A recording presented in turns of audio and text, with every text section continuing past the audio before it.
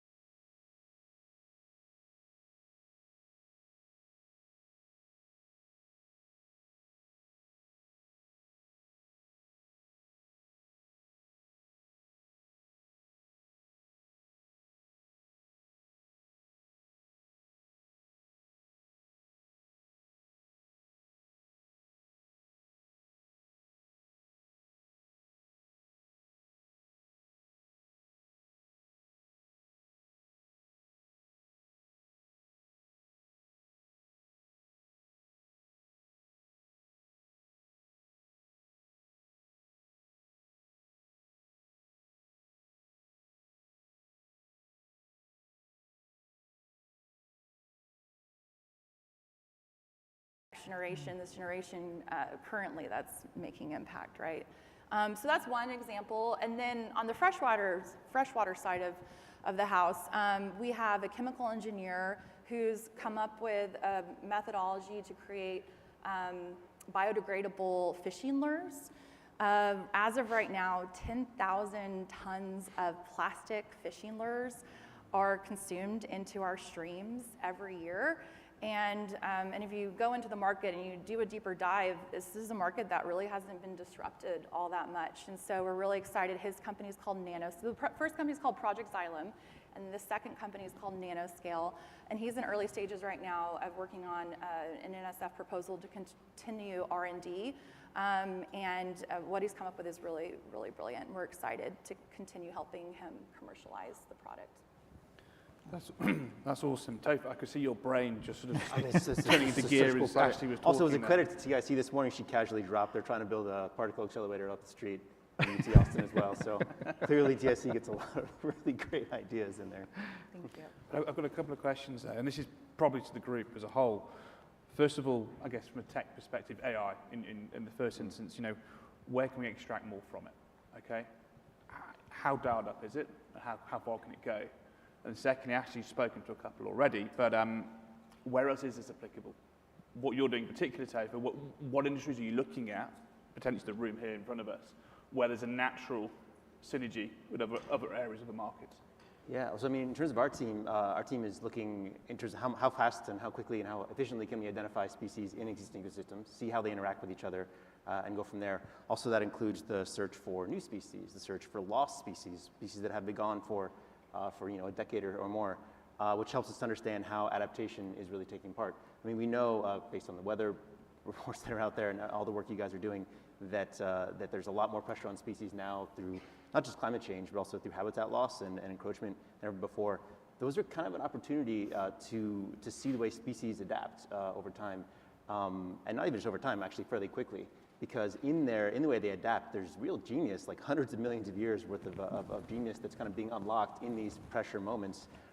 If we miss the chance to measure that, and miss the chance to take it out, then we'll miss the chance to learn from it and adapt, perhaps even monitor or adapt the way we work in cities, the way we work with each other in society. So that's the real opportunity we're trying to pull out of it. But even more so, it's how can we turn ecology into a big data problem? The more data that we have, the more we can throw at it. And see what hypotheses can be seeded that people themselves wouldn't necessarily come up with. And I think that's one of the biggest opportunities, both in human-based data, anthropogenic data, as well as ecology as well. Sure. society. We're So using that's the AI, opportunity we're trying to pull out of it. But even all over more the so, place. it's how can we turn ecology in my into a organization, we big do data problem? supply The more chain data that we have, the more we can tracking, throw at it. intelligence management. And We see do what building hypotheses can facilities. be We seeded do that asset people themselves wouldn't management. necessarily We do come up with. environmental intelligence. And I think that's one of the biggest opportunities, and we have both weather for human-based amongst data and other for genetic things. data, as well as And those things all ecology can as well. tie together and link Society. into. So that's the opportunity we're trying to pull out of it. looking But at even all more over the so, place. it's how can we turn ecology In my organization, we do supply the more chain data that we and have, the more measurement we can throw tracking, at it. and we can feed that data from and each see one of what the building hypotheses can facilities. be We do on seeded the at AI the front, themselves wouldn't say we necessarily do come up with. environmental And I manufacturing think that's one of the biggest monitoring whatever opportunities, your assets both are. for human-based data Again, and for genetic data, as well as and those things all can as well. tie together and how to maintain that. Society. We can So detect that's really the opportunity we're trying to pull out of it. But even more so, it's how can we turn ecology in my organization, we do find that much faster than measurement tracking, and we can feed that data patterns and say, building facilities, we do on the AI front,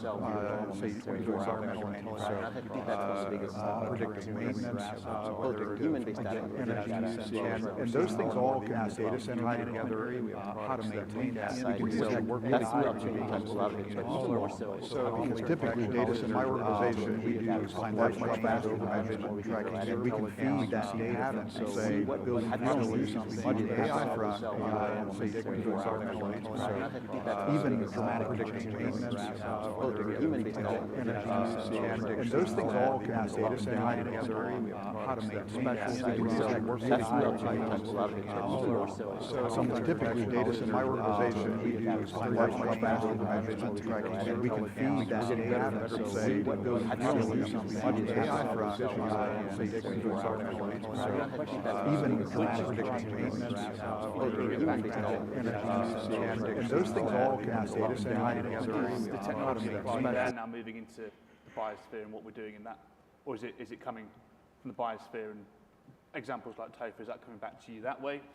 I think it's both. I really think it's both. Typically, data center, my organization, we didn't find that much faster technology tracking, and we can feed that data aerospace, building facilities, we do the AI front, say, we do completely different, even aspects of all of a sudden something figures out, this is a great idea. And those things all can, so we're seeing the same the technology and data and transformations like that. So I think it's going both directions in terms Examples of like the TOFA, adoption. is that coming back I to really you that appreciate way? hearing you talk about the supply chain work side. So I think it's that's the opportunity we're both. trying to pull out of it. I really think it's both. Typically, data center, we always look at supply chain from the time that gets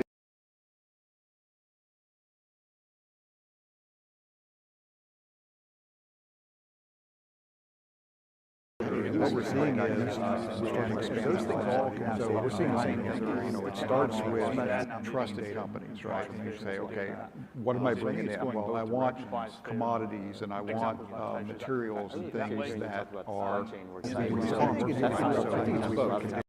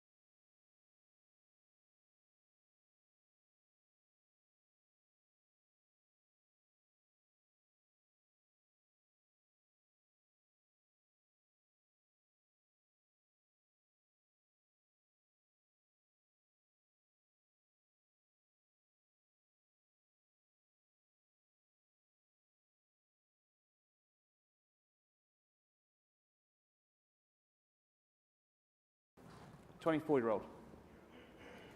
Is that right? 24-year-old was the first part, but Gabe is probably 26, 27. Oh, 26.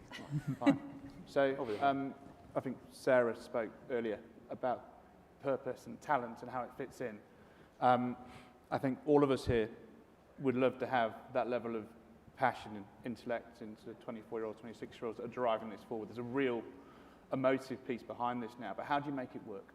Okay, what's the relationship from having some phenomenal ideas, incredibly intelligent, passionate 24-year-old, and having a pathway to actually, is that right? 24-year-old was the first one, but Gabe Absolutely, is and probably nanoscale is a great 26, example 27. of that because walking So, you through kind of the translational Sarah research spoke process earlier and about what that looks like purpose and with a talent and piece how it of fits in. a discovery that's disclosed I in the think tech all of us transfer here office all the would way love to how have does it get that to level a of shelf on the passion, market. intellect, And a lot of the into time, 24-year-olds, 26-year-olds that are driving partners, this forward. There's a real collaborators are emotive piece key, behind this industry now, but how do you partners make are it work? key. And so, Okay. for instance, What's the like relationship Nanoscale, from having some he phenomenal early ideas, stage development with his technology, and so we intelligent, fully passionate go after 24-year-old non-dilutive and having a funding as much pathway as to actually- possible is that right? as we 24-year-old was the continue first to one, but pour into the Gabe and prototype, nanoscale is a great continue on with example R&D, of that because and walking de-risk the technology So, as much as possible, translational and Sarah institutional spoke process, earlier and what that looks like in purpose front and of talent and how VCs it and fits in. angels, a and discovery communities. What that that's looks I think like all of is, us here going after would love sitters to have to get that level of innovation on the passion, market. intellect, And a lot of the time, look at a pie chart, partners, all of our collaborators are emotive key, piece behind under it. SIVers, Partners are are key, under and so, STTR. for What's instance, the Nanoscale, relationship half of the having pie some chart, phenomenal early ideas, stage development with his incredibly technology, so we intelligent, fully passionate go after 24-year-old non-dilutive and having funding a as much pathway as to possible. Is that right? As we, so it's interesting because we prototype, sometimes we try to continue on with R&D, de-risk the technology as much as possible. But Nanoscale, so right now we're what that looks like in front of writing a discovery that's what that looks like all of is, us here going after would love sitters to have that level of to go utilize for a year and a half. A lot of the time, look at a pie chart, partners all of that our collaborators are emotive key, piece under behind it. SIVers, under STTR. For What's instance, the relationship half of the having pie some chart, phenomenal early ideas, stage development with his incredibly technology, so we intelligent, fully go passionate after 24-year-old non-dilutive and having a funding as pathway much as to possible. As we, so it's interesting because we prototype, sometimes we try to continue on with R&D, de-risk the technology as much as possible. But Nanoscale, so right now we're what that looks like now for writing a discovery that's I think all of us here going after would love sitters to have that level of to go utilize here, and a lot of the time, then look at a there's pie three chart, partners partners that that collaborators are key, under SIVers, under STTR. For instance, half of the pie chart, early stage development with his technology, so we fully go after possible. So it's interesting because but all sometimes try to continue on with R&D, de-risk the technology as much as possible. But Nanoscale, so right now we have to find that we discovery I think all of us here going after would love to have that level of to go utilize here, and a lot of the time, look at a pie chart, partners that collaborators are key, under STTR. For instance, half of the pie chart, early stage development with his technology, so we fully go after possible. So it's interesting but all sometimes try to continue on with R&D, de-risk the technology as much as possible. But Nanoscale, so right now we have to find that we discovery I think all of us here going after would love to have that level of to go utilize here, and then look at a pie chart, partners that collaborators are key, under STTR. For instance, half of the pie chart, early stage development with his technology, so we fully go after possible.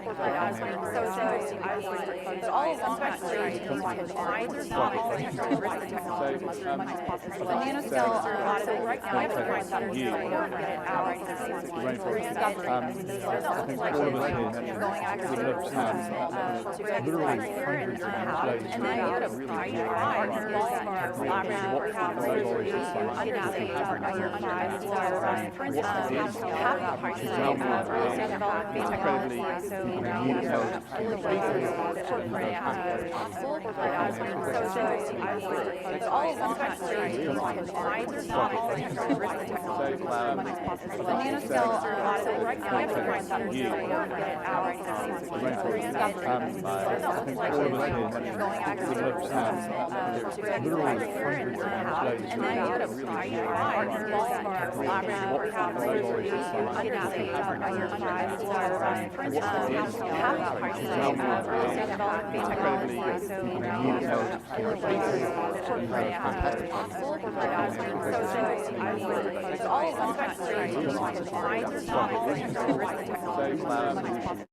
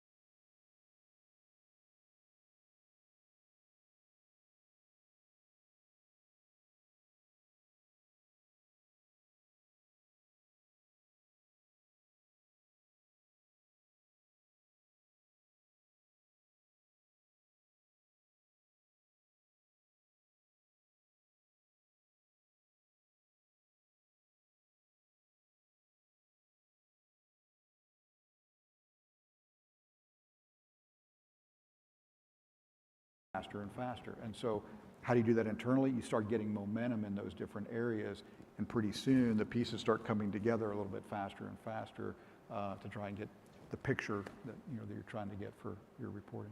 Got you. So, you think about ESG, the term arose 2006, I think. It will dominate conversations in Sharm in a couple of weeks' time at COP27. Are you saying now that ESG, or critically ESG reporting, is probably the most important piece, more than SDGs, for example? Is that really is this the crux for corporate buy-in? I'm not sure if I'd say completely, but I think if you start, what you measure, you can manage, right? And so the more visibility you start to see with that, the more focus we get on it again. As I mentioned, we didn't focus on storage, for example, because it got so cheap, right? And so we can do, we go speed to market, right? Well, now if we start seeing that carbon footprint measurement and it's a focus, we'll start designing for it. I'll put the same question to the two of you over there. Coming from different perspectives, do you have a view? Is it something you're looking at? Is it a completely different position? Any thoughts or comments? And it might be there's not a view, and that's fine. But I'm trying to get a feel from the corporate buying perspective. What is it when we're looking at scale? Working in public sector, I think it looks a little bit different than Fine. private sector. Both have to play hand in hand in order to continue moving innovation forward. I mean, in our case, it is about finding the systems that can kind of multiply on their own. That is pretty well founded. Like you don't need necessarily lots of new ideas. You just need to put the right tools in the right hands and champion those who are using them the most effectively. And fortunately, that's the people that people are most excited to get in contact with. People, in our case, on the frontiers, both in technology and on the frontiers of, frankly, civilization, in these wild places. There's exciting things to come out of that. So. No, very good. Ashley, I want to put this question to you, if you're happy to talk around it slightly, which is the political climate in Texas. Austin is a city, and how does that impact or impede potential objectives or goals? I couldn't see the question because the plant said political climate. So here we go, it's back. Sorry. Political climate. How does the political climate in Texas impact or impede your work to provide sustainable solutions locally? So, City versus state, by the way, would make a difference. I mean, well, we're sitting specifically right now in Austin, which is somewhat of a blueberry and a red cherry pie state. But I would say, from a city perspective, the city cares deeply about these initiatives, and I know there's a movement for net zero by 2050 on a local level, and you've seen a lot of urban innovation and transportation innovation and ambassadors and programs that have been a part of that. From a state level, we are funded state but federally as well, going after these federal grants. And so I think right now it's more exciting than ever to be in research because research is being funded at a better time, at a faster time. And so, yeah, I wouldn't say that our political landscape is affecting our efforts right now in translational research or commercialization. I think that's a pretty good answer. It was a tough question, whoever asked it. We've got a few minutes left, and I want to talk a little bit to legacy. Okay? Topher, what's the end game? Why are you doing this, and where are you going to leave it? The end goal is to kind of realize what I think is one of the most important responsibilities of us on Earth right now. And that's not just to protect the environment as much as we can, because I think we all understand that's important. It's also to realize that we live in this very lucky moment where since humans have existed on Earth up until now, there's never been this much change, this much pressure on nature. And as we mentioned, that's an opportunity to learn from nature. So it's the most interesting ecological moment since we've been around. And no matter how much work we do, this is probably the most biodiverse the Earth will be for the rest of the time we're here. We can do what we can to protect it, but we have to do everything to collect as much and learn as much about Earth right now, such that 1,000 years in the future, 2,000 years longer, people will look back. Scientists will wish that they could be now, just like be here now to study where we live right now. So, from the point of view of a biosphere, from the point of view of understanding life on Earth that has existed up until this point, we have a great responsibility to capture it, save it, analyze it, and make it available in ways that aren't just for the purposes of our own science, our own scientists, our own questions, our own needs, but those for the rest of our existence, I'd say. I'll be honest, I feel quite privileged listening to you speak on stage. It's pretty inspirational. Ron, when you hear that, how do you feel? With the moments that Topher's talking to you, what he's collecting? Yeah, I mean, it's you know, when I was probably his age, I mean, you're pretty much focused on, your next week, and not as conscious of the biosphere and what's going on. And so it's nice to see this next generation, with that understanding and actually putting it into action. So, for me, as much as I love doing outdoor activities and things, it concerns me a lot that, my children, my grandchildren may not have the same experiences and have to make choices about, value choices about things as simple and basic as water. Yeah, if there's anything that, we can do to help influence corporations to take a stand on these things and invest in these things, that's where I hope I can help. And Ashley, the Texas Innovation Center's a couple of years going now. What gets you out of bed in the morning with this? And, when we speak next year or the year after that, what are you hoping to show and change? I mean, what gets me out of bed every morning are the problems that our researchers are thinking about solving and the impact that they're thinking about making. And I love that you said this generation, because higher ed right now and really pouring into ecosystems with large institutions in your cities is really important, because it's the most concentrated area potentially in certain arenas where it's experts, researchers, all in, educators all in one area thinking about the same thing and that problem. And so what gets me out of bed every morning are our researchers. What I'm excited about as we continue to focus on commercialization efforts around our R&D is seeing some of those big solutions and those big ideas coming to life, potentially maybe having one of those turning into a unicorn one day out of UT Austin, a few big ones on the sustainability side, of course, but just really pouring into our research community. And honestly, more than anything, we've got to fund deep tech. Deep tech needs to be funded, and we have to continue to attract deep tech funds here to Austin, to Texas specifically, to keep moving this research and this type of innovation along. Great answer. This timer is really, really catching up with us, isn't it? We've got 45 seconds, and I want to leave this from all three of you. This conversation can keep going, okay? So if we're looking at a takeaway now, we're here for 2 days. There's some great folk in front of us and watching. Ron, if you want to start, if there's a takeaway or an action point from this conversation you'd like to see happen, what would it be? As much as anything, more action, right? Corporations have a tendency to publish, statements and points of view and say the right words.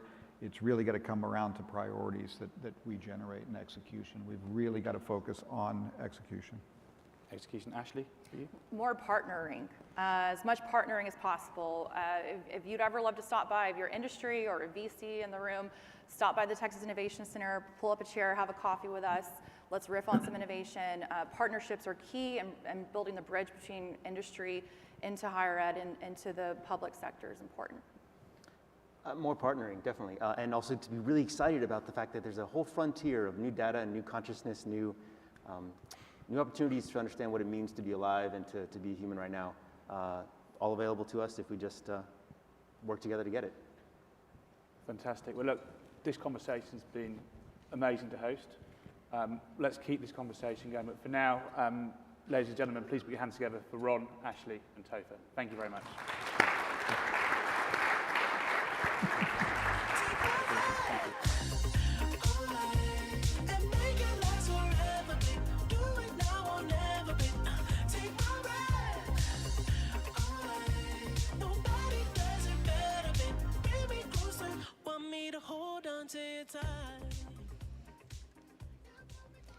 Thank you so much. Thank you, Luke, Topher, Ron, and Ashley.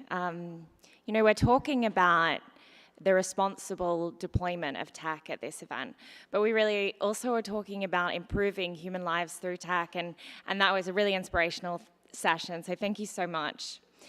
Next, we look to the growing impact of technology in the built world with CBRE's Sandeep Dave, moderated by Marian Azevedo from TechCrunch.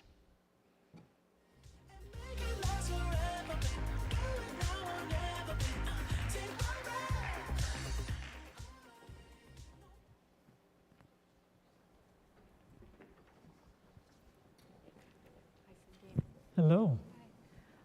Well, CRE, commercial real estate, the industry has changed so much over the past few years. It's had to adapt to a new normal after the pandemic. Can you talk a little bit about how demand for technology has evolved even before the pandemic and then accelerated during and after? Absolutely. Dramatic change. So maybe for the audience, I'll start with who CBRE is.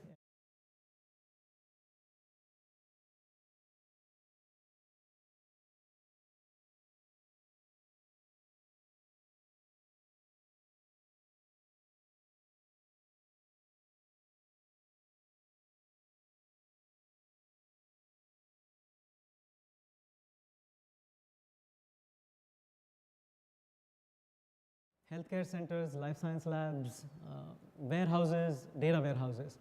Now, how has technology impacted and how has demand accelerated? Dramatically, I think every industry has been impacted by digital trends and digitally enabled business models in some way, shape, or form. And then particularly, we've seen acceleration during the pandemic, which has been particularly pronounced in the commercial real estate industry. In the entire life cycle, from the point where an investor decides, oh, what should my investment portfolio look like? Those decisions have become extremely micro-segmented and data-driven. It's no longer a cookie-cutter approach that, hey, this market is going to generate these returns. In terms of how we identify space, that has become very immersive, next-generation technology to look at spaces internally, again, data-driven. And then how spaces are operated. Commercial real estate leaders have always been pressured to do more with less. And now, even more so, the need for occupancy in real time, the need for greater sanitation requirements in the facility, the need to hand glove and provide a white glove service as employees return back to work. So more demands, but yet at the same time, it is such a large cost aspect, commercial real estate for any CFO. In current environment, there's a huge need to reduce cost as well. Right. So significant acceleration. Right. Obviously, with so many people working remotely and from home during the pandemic and still continuing to do so now, with many companies offering hybrid approaches to staff in terms of just coming in a few days a week, this presents challenges, obviously, I believe, for landlords, for companies. So return to office, I'd love to hear, first of all, how you're addressing that and helping adapt to this new flexible normal that I think most companies are having to deal with. And then also sustainability in general has been a huge topic in commercial real estate, I think more than ever. So I'd love to hear a little bit more around that as well. Yeah, absolutely. In fact, Marianne, you touched on what I often say is that commercial real estate finds itself in the middle of two of the most dominant macro and social trends of our times. One is this future of work, and second is sustainability, energy management, real estate. So maybe let's talk about the future of work first. And in technology and in startup worlds in particular, but in technology in general, we talk about product pivots. Now, this whole office has gone through multiple product pivots in sort of the last 2+ years. Everybody in the office, then no one in the office, then some of us in the office, then no one really knows. But what is very sure in what our talent is telling us is that they want hybrid work. And they have also said that they're willing to quit if hybrid work is not offered. Right. And those stats are there everywhere. So then therefore, what is the role of office and what really is office? The office or the workplace has moved from being a place where I come in to get work done to I come in to collaborate. And so therefore, what should space look like? And what is the role of technology in enabling that shift? And so what we've done while we were all away, I took the spaces that my team sit in and completely redid the space. Complete open sitting, lots of collaboration spaces, scrum rooms, wellness rooms, a library, and a quiet area. So the space has completely been redesigned. There is not a seat per employee because we know that all employees are not going to be in the office at any given time, but there is no shortage of collaboration spaces. We've also completely redone the technology to acknowledge the fact that when 4 people are in the conference room, maybe 3 others are going to be remote. And so therefore, what does the technology need to look like? Smart cameras that still give, rather than just looking at a large conference room, the person remote can still see a face on the Zoom screen or a Teams screen, whichever technology you prefer. When I write on a whiteboard, the person remote does not see me, but can still see what I'm writing on the whiteboard. Software that takes that away. And then we've also introduced an app which is now live with 700 plus buildings and in 20, actually almost 50 plus countries now, which allows me as an employee to decide that, is my day going to be productive if I go into office today?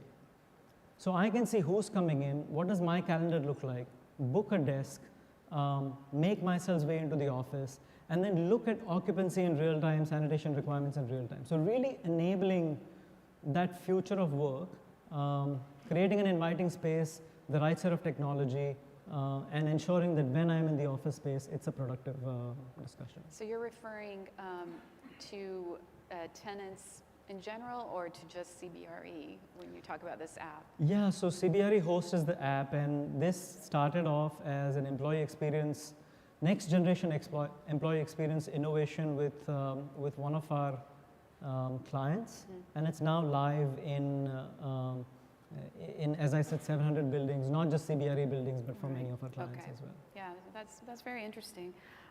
Yeah, I know that it must be difficult to plan. So I guess this gives people an opportunity to say, hey, I'm coming in today, or I'm not. So others have an idea. Am I going to show up to an empty office? What's the point? That is exactly right. Okay. What you hear the most is that, hey, is it productive if I show up in the office and then I'm taking video calls?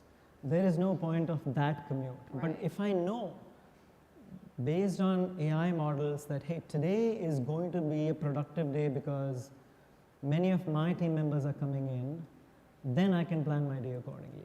That's interesting. You mentioned a little bit about sanitizing. You know, obviously things have improved, but there are still concerns over COVID. So what are some other measures that technology has helped kind of implement so that people feel more comfortable being in the office? I know you mentioned the open spaces, but what else? Yeah, you know, there was a time, this again, we've gone through so many variations where all of us will remember contact tracing was a fad at one point, and then it quickly withered away. Then as employees were coming in, this employee experience app, CBRE Host, was pivoted to provide health checks and was used as a communications vehicle. Now, you know, it's less about, I think employees in general are less concerned about is this a safe and efficient environment, is safe and sanitized environment for me? More so, is this a productive environment for me? And that's what we are focused on now. Understood. So let's get to sustainability. Yes. So now, I used to cover commercial real estate years ago, and I remember about a decade ago that it was really just starting to take off, the concept of net zero buildings. And I believe the demand for sustainable office and commercial real estate space in general has increased. Can you tell us more about that? Yeah, absolutely. By some estimates, 39% of greenhouse gas emissions are contributed by real estate. So clearly, real estate has a role to play. And 58% of Fortune 500 companies have declared some kind of a net zero target to reach net zero by 2050 or sooner. So all of these are our clients. You know, many of these Fortune 500s are our clients, and they are working with us to figure out, well, how am I going to manage my real estate to reduce my carbon footprint? And what used to happen, you know, as you said, there was a time when this was an area of focus, but now it has dramatically become a priority, in fact, a sweet conversation. There are lots of solutions that offer instant gratification. Well, I can bring in a few sensors, I can stick sensors in the building, it starts generating data, and I get some analysis. Well, those solutions work great if all you need to do is to light up one building. But if you're really talking about net zero goals, then you need to operate at portfolio scale. And for us to be able to operate at portfolio scale, you really need to be able to ingest data in any and all formats, from sensors, of course, but from building management systems, from batch swipes, Wi-Fi triangulations, core operating platforms, and then really analyze that data in a multi-dimensional manner. It's not just about energy, it's about efficiency. Can you reduce truck rolls? Can I manage my energy? Can I manage my occupancy? Can I manage my energy based on the real-time occupancy in the building? So these are the kind of solutions that we're implementing at portfolio scale. In fact, at a recent client, we deployed these capabilities at 25 of their buildings, and they were able to see about 15% reduction in their energy usage. That's very interesting. So you've mentioned data a couple of times. What are the primary methods that you're using to extract this data? Is it ML, AI? And I guess if you can tell me, like, how much more are you using data compared to years past? Yeah, great question. Yes, there is ML, AI, RPA, and all of that. But where we started off was very much the basics. And I came from financial services, and I am certainly not trivializing data access in financial services, big challenge. But in the consumer financial services world, what I was used to is transaction after transaction, I'm going to get structured data in large volumes, big data environments, and I'm going to slice and dice and create micro-segmentations and understand every single customer in terms of what they do. Real estate was not a big data environment, but it was a siloed data environment. Every technology in the entire life cycle of real estate anchors around a property. So everybody has a property record. Often those property records are different, so there's no master. And often property is defined separately. For the valuer, if you're making an investment, you define a property as a building. For the tenant who wants space, they define the property as that floor or that office that they're going to go after. So there are different definitions. So it's a very siloed data environment. So we actually had to go after the basics. What we had to do is we had to define a commercial real estate data model, which now we ingest data from 300 plus data sources and are able to provide a range of insights for our clients, from a portfolio scale to a site, in terms of what their operating efficiencies are, what their energy footprint is, what their health and safety issues are, and everything in between.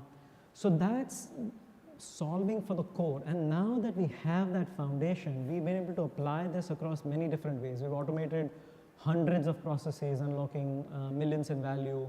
We've applied AI in many different ways. So it's been a journey for us. And we were talking about how demand has increased in commercial real estate. All across that entire life cycle, it has become a data play. Data is a real currency for us. Interesting. So I'd like to shift a little bit to a topic, near and dear to my heart as a startup reporter. Can you talk about what role CBRE has in building out the prop tech ecosystem? I understand that you're an investor in a fund that invests in prop techs. Yeah, indeed. We are an investor in various different VC partners. And in fact, we spoke about the acceleration of technology adoption, where we were 6 years ago when I took over, when I came into this industry, and where we are today is just night and day. And let's talk numbers for a moment. For a VC industry that was almost non-existent about a decade ago, in 2021, $31 billion were invested in commercial real estate, or prop tech as you call it. And then another $30 billion were invested in climate tech focused on the built environment. So that's $60+ billion in investment. That's a lot of dry powder. Now, 2022 has seen a little bit of a slowdown, but not dramatically, because there are lots of tailwinds behind sustainability and climate tech.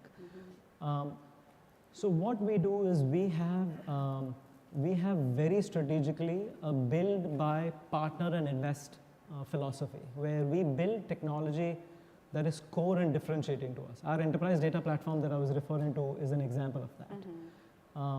We buy when we believe that speed to market is important and there is a capability out there, which again requires us to engage in the prop tech environment. And then we form extensive partnerships. So we talk to through our VC partners and just by the sheer fact of who we are and our presence. We talk to at least 1,000 different prop tech, climate tech companies annually. And we are constantly evaluating new technology globally and innovation in the marketplace globally. And then we very selectively partner with those that we believe can scale with us. Now our partnerships are not just limited to prop techs. We have partnerships with mature prop techs as well. We have flagship partnerships, product development partnerships with the likes of Microsoft, for example, high-tech companies. And often I see newspaper clippings where there would be a partnership announced, which is really just a sales partnership. But typically what we try to engage in is core joint product development, where we would influence our cloud partners to develop foundational cloud capabilities, and we develop value-added capabilities on top of that. So when you talked about buy, do you mean purchasing software, or have you ever actually acquired any startups? Yeah, we have, when I say buy, of course, just licensing software, but we have actually made software acquisitions as well and scaled them up in the organization. That's very interesting. Looking ahead, what do you see happening in the space with technology as it relates to commercial real estate? I mean, what's next?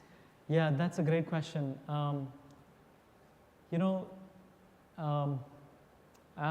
guess I have the benefit of having spent some time in multiple other industries, and what I am seeing is that this dramatic pace of innovation, dramatic change being the only constant, is I see parallels with respect to how I've seen other industries mature, and I see similar maturity patterns happening in commercial real estate as well. And I'll give two examples, right? One, I go back to my financial services days. The wealth management industry went through a lot of discussion around, are wealth managers going to get disintermediated? Are the robo-advisors coming, and what is the role of the wealth manager? But what we actually saw is that information used to be an advantage, and it soon became a commodity, and insights became an advantage. Insights that were an advantage yesterday are now a commodity. New insights, deeper insights are an advantage today. That's how that industry has evolved. Similarly, in the insurance industry, we are seeing very similar patterns in the brokerage industry in commercial real estate, where information is no longer an advantage, insights are an advantage. In fact, insights are becoming extremely micro-segmented, as I was mentioning before. Similarly, if we look at our outsourcing industry, we have a very large outsourcer of managing real estate. And any outsourcing industry, if you take the BPO industry, if you take just many of the technology partners that we work with, that industry started with a staff augmentation model. I'm going to give you 4 heads, and I'm going to charge you a margin on top of it. But very quickly, the BPO industry became, well, I have the best technology, I have standard processes, I have better insights than anybody else, and I can invest more than anybody else. And as long as I do these things, I can give you better outcomes, better margins, save costs, yet me as a technology provider, I can generate better margins. And that is exactly the pivot that we are pushing in the commercial real estate outsourcing industry as well, where we have got to standard technologies, standard processes. We are investing heavily in data and insights so that we can exactly get to that point. And many of our clients are now 3rd generation, 4th generation outsourcers who are now not signing, hey, give me 100 people contracts. They are signing outcomes-based contracts for us. And we want to drive that change in the industry. Interesting. Okay, well, we only have about 50 seconds left. Is there anything else that we haven't discussed do you feel is important to note or mention? I think that the role of technology, my title is Chief Digital and Technology Officer. I know many of my peers are seeing a dramatic shift in what their roles are as well. One of the things that we did not discuss is just the role of the CTO as a technology enabler to a trusted advisor, participating in strategy, participating in M&A, actually having a conversation around how is technology going to change the business model of your industry. That is something that is so exciting. I think we see that across the board now. So yeah, it's a time of dramatic change. Exciting time to be Exciting a CTO, time. for That's sure. true. Right, well, thank you so much. Thank you.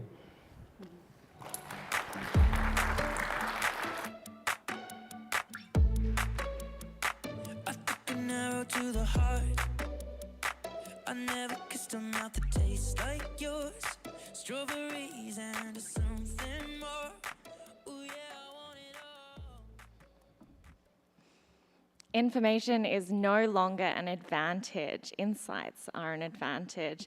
Thank you so much, Sandeep. That was fantastic. Thank you for giving your insights and joining us today at the conference. Next, we have Susan Donas, the Chief Information Officer at Boeing, and Jeffrey Daston, Reuters technology correspondent, for our first editorial panel. Any editorial panel or interview will be entirely driven by the journalists moderating the session. This means that they will choose the interviewee and the membership of the panel and will determine which questions to ask. This is in keeping with Reuters' trust principles of integrity, independence, and freedom from bias.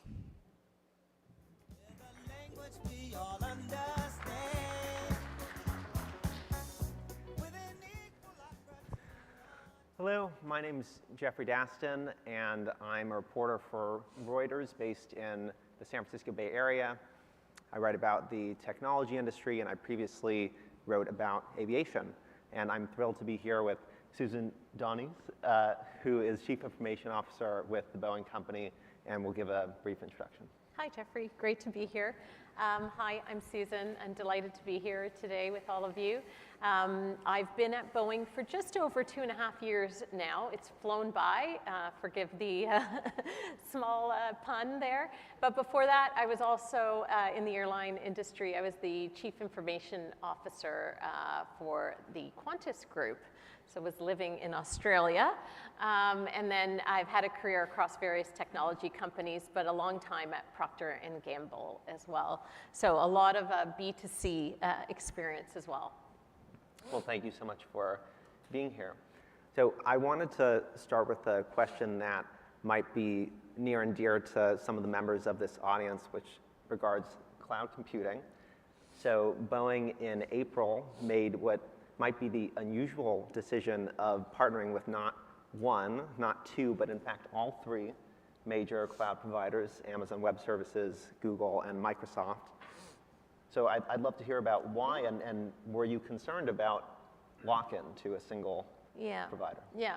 Well, firstly, we're a pretty large company that handles a large amount of data. I mean, literally petabytes of data will come off of our flying aircraft, and then also building the data. I remember when I joined, they showed me a virtual technology that helped understand how you could fit all the aircraft into certain buildings. And it was so data intensive that we had to actually build the application ourselves. So the compute and the amount we use is pretty dramatic. So the ability, and also, by the way, our customers use all sorts of different cloud providers as well. So the ability to work with each of the cloud providers was really important. And each of the cloud providers have different strengths as well. So we try to leverage that as much as possible too. Well, one thing that I think we've talked about before and you're particularly passionate about is digital transformation, and this is something that comes with the cloud. And in Boeing's context, you've talked about building the aircraft of the future digitally, using digital tools to do so, and that, for context, also is something that Boeing has discussed over years, also, I believe, predating your time at the company. Yeah. So it would be great to understand what has delayed that complicated vision and where the progress has been made, if you could help us understand. Yeah. So firstly, just a bit of context. I mean, I hope you all know about Boeing and our products. As I talked about before, it's pretty data intensive. I mean, we fly big commercial aircraft, but we also do smaller jet fighters that are, need to be reliable, and the amount of precision needed in this industry is something that I have not experienced in the past. So it's pretty complicated stuff. Sometimes I like to say, well, it is rocket science versus it's not being. So it's pretty complicated in terms of getting these things digitally done. The nice thing about digital is when you have a big company like Boeing or other big companies, it allows you to function in almost a smaller format, because keeping all those petabytes of data in your head and the connectors is impossible. And so hence you need the digital technology. So a lot of the work we've been doing, and I would call it a combination of everything from digital to twin, IoT, AI, some people might even call it the metaverse as well, combining all that data together. So it is pretty complicated. And so what we've been trying to do is to focus the transformation on where we need it most versus trying to boil the ocean. Because I've done a lot of digital transformations, and where I find they fail is you try to take on everything.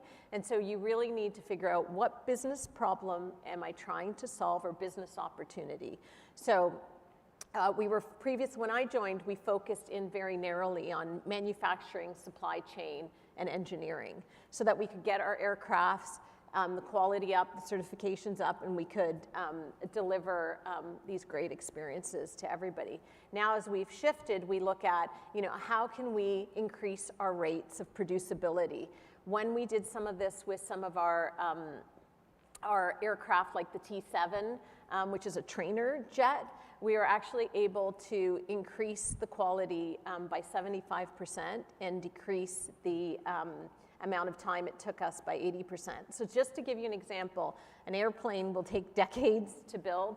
The T7 took us 36 months from concept to first flight, which is basically unheard of in the industry. And now what we have to do is scale that up, because as you do it in smaller contexts, no plan survives execution, so to speak. So you've got to, scale this up across a very complicated landscape. Do you anticipate that Boeing will see the same benefit applied to its commercial passenger jets, like what will be following the 737 MAX and so forth, in terms of reducing time to production and also improving quality? Will it be a similar? Well, I mean, I don't know the magnitude of the size in terms of some of the defense products. Those are the magnitudes that we saw. But I have to believe that there's pretty significant magnitudes of scale there. And in fact, that's what we're starting now. We're calling them proof points. Because like any good digital technology, you don't want to do it in, one big blast for one big airplane. Is how can you divide it in chunks and figure out what are the benefits in real life versus theoretically what you might assume happens. Because, back to a transformation and digital change, it's difficult. In order to get people to adopt to new technology, you really need to think about the human factors and design it with, the people who will use it every single day, those that are on the, the face every single day in the manufacturing plant. And, we're not all robots, and, we work in different ways, and we have to learn how we can adopt the technology with a really human-centric approach. And one quick follow-up question on this. This is a very journalist thing here, but not to project too far into the future, but do you have a rough target date or timeline for when Boeing would be ready to build a new aircraft, major aircraft, digitally, should it wish to do so? Well, I mean, what I would say is we've started the effort, even years before I joined, and so we will gradually just keep iterating to perfect it until, we're ready. And I think a lot of the digital technologies too is not about this big one and done, we're going to be ready this date, but really breaking it up into chunks so you can say, okay, some of the supply chain quality, so it's really about breaking it down into smaller pieces and chunks.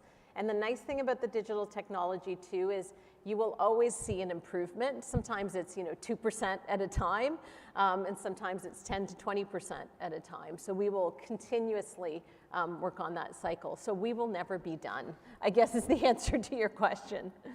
And you had mentioned the experience of someone, for instance, on the factory floor interacting with some of these new technologies. And you also mentioned another buzzword that's very present for all of us, which is the metaverse. And I think one way this manifested for Boeing, what we discussed was that Boeing gave the HoloLens, Microsoft's virtual reality headsets, to some number of employees, and some of them maybe didn't take to it initially, at least. So could you talk about that and what, if at all, that spells for the ability to build an aircraft in the metaverse? Yeah, well, I mean, first thing, just a little bit of context. You know, the HoloLens and a lot of these technologies have gone through iterations. So the first generation probably was not as good as picking up different lighting conditions as a consequent generation. And then you have to put the user in the middle of it too, because I don't know how many of you have put on your kids' HoloLens and mixed reality, but if you look at me, you know, I was dizzy when I started to use it first. And if you haven't grown up in the metaverse and, you know, gaming all the time and having it on, it's a bit of a discombobulating experience as well. So there's a bit of what I would call adoption and people getting used to it. You know, when you first, I don't know if you remember your first cell phone experience or your first internet experience, you know, very different than it is today. Firstly, because A, you have more practice, but B, because the technology has gotten better. So what I would say is those that have been in the metaverse longer than I have had an easier time of adopting it because they were more, you know, and I'm sure there's studies around this. We should ask the University of Austin to give us some, which is, you know, spatially how you work and how you see the difference and how you move around is a bit different. And it's a mixed reality too, so you have to take into consideration you're not just in this virtual universe, you actually have real things around you. But what we used it for, we had a couple use cases, we used it for wiring. So when you get into an aircraft, whether it's commercial or defense or even our space products, the wiring is pretty complicated. So if you've ever done wiring in your house, you know, multiply that by about 1,000 and having to know where the wires need to go. So this allowed you almost to have a 3D handbook in your hand, because in the past what happened is you had to look at a 2D drawing. And in fact, in order to make a 2D drawing, you have to go retroactive because it's actually a 3D thing, then that you have to make it 2D, and then some person needs to go install it. So using the lens, they were able to understand what the instructions are, which wire is which. But again, there's a bit of a learning curve to that, and we did find people who were using that technology in their home life a little bit more adept at doing that. Another use case we had, though, is looking at the skin of an aircraft. And that one was a little bit easier because the technology would pick up you know, light deviations from it, and you could kind of mark it up too. And so, you know, there's always this pain-gain ratio for any new technology option, which is there more gain than there is pain? And then people are willing to go through the pain to get to the gain. So in this case, marking up all of the drawings would have made the person have to drop everything, either write it down, and then go back afterwards and type it in to send it to somebody. Whereas in this case, they could have a real-life person, whoever manufactured the material, helping them with some of that real time. So the gain outweighed the pain for them there, even though the adoption of the technology was very new to them as well. Fascinating.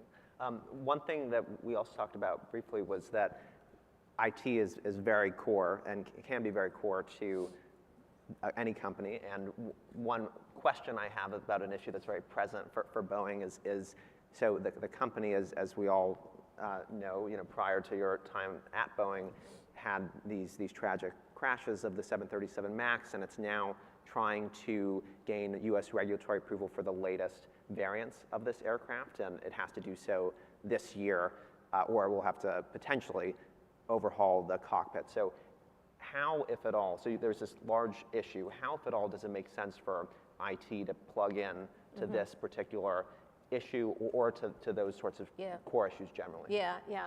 So firstly, one of the reasons that I joined Boeing is because of the focus that everybody was having on transparency and getting these issues worked through and being open-minded as well in terms of what could be different. And that's a little bit, my job as a technologist is to marry what is possible with what business problems there are. So to give you a few examples is, we call it the digital thread, or digital fabric, because it's more than one thread.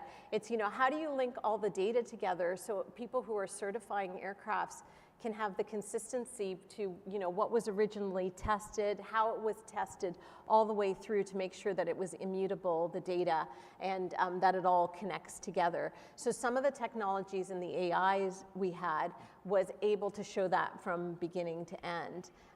The other example I have is, when you build an aircraft, you have to make sure that there's no spaces in between anything, and the spaces are very thin. So for example, they're the thickness of a piece of paper. And the paper is not, a paper we have is uniform. What we call these things are shims, which is, my technical explanation of it is if you have a chair that wobbles a bit, you put a little piece of paper underneath it to stop the wobbling. That's kind of what a shim is, but much more sophisticated, which means like we would 3D print them because they had to have the right thickness and the right thinness level. So we use that for something called a predictive shim. Where would we have to figure out to put these very thin pieces of I won't call them paper, but composite, and how do we actually build it, so in a 3D printer, so that it would actually print it in that manner. So I think that a lot of what technology brings is, when you can do something digitally, the quality and the traceability, tends to go through the roof in terms of being able to predict the same outcome every single time. So I think of us as an enabler to everything that the business is doing, which is one of the great reasons of working in technology, is you can almost have everybody's job. You can be the CHRO, you can be the CFO, you can be the chief engineer, because a lot of what we are enabling is all of their jobs across the company. On that point, maybe if you could talk about the role you view the CIO has in terms of relationship building across the company, and then to take it a slightly different direction, when you look across the various information technology workers at Boeing, to what extent does it make sense to have those jobs in the US versus can you outsource some, as Boeing recently did in finance and accounting? Yeah. So firstly, what I would say is, you have to build relationships, I'll call it, across everything, inside, outside, peers, teams, up, down, sideways, because in order to get technology to work, you actually have to have adoption. So it's more about the psychology than the technology in some cases. There's lots of technologies out there that are amazing, that are sitting on the shelf because nobody could use them or couldn't find a way to get people to adopt them and using them. So being able to understand, I'll call it the motivations of everybody and what problem they're trying to solve is really important across the company. And as part of that, whether they're internal or external, one of the things working in an airline has taught me is this whole idea of an ecosystem. In order to get you from point A to point B, it involves so many people working in concert. It's like a symphony, working together to get you there. So it's not just the airline. It's the air traffic control. It's the airport. It's the customs and the immigration.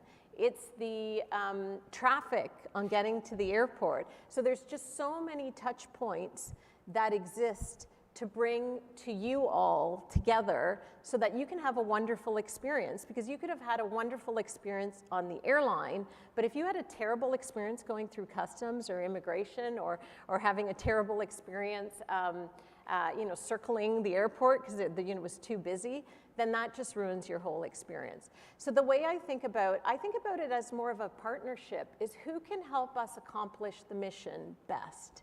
And if there's some companies that offer automation or solutions that help us, no matter where they are, that just makes us better. We develop a lot of our products across the world. There's a large part here in the US, but the Loyal Wingman that does the autonomous flying and the refueling, it was actually built out of Australia. So, we are truly a global company, and in this talent profile, we got to make sure that we can get talent from wherever. Mm-hmm. And that supply chain, which is so complex, it's my understanding that there is just generally speaking a movement in the industry toward, I guess, reducing complexity in supply chain or insourcing as much as possible. Do you think robotics would allow Boeing to insource more of its supply chain and tackle that complexity? Well, I would say, firstly, you're spot on in terms of, we're trying to eliminate complexity and simplify in a very complex business. And as part of that too, our supply chain provides us with very complicated pieces of not just machinery, but things put together and raw materials as well. So we have to try as much as possible to de-risk that. So that means creating what I would call optionality. So what makes sense? Sometimes it makes sense to do it inside. Sometimes it makes sense to have partners.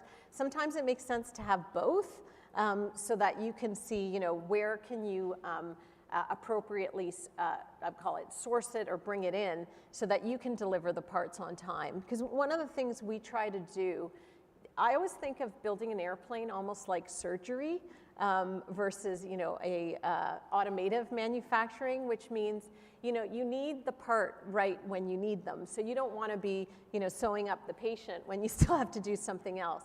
So we try to make sure that we get jobs done in order. In order to get jobs done in order, it means you need to have materials, or the supply chain provides you pieces at certain parts. So in some cases, we actually have a dual strategy where we can do it ourselves if we need to, and or we can do it externally, and we can leverage that flexibility because we live in this VUCA world, volatile, uncertain, complex, and ambiguous, and having a lot of optionality is really important in our business.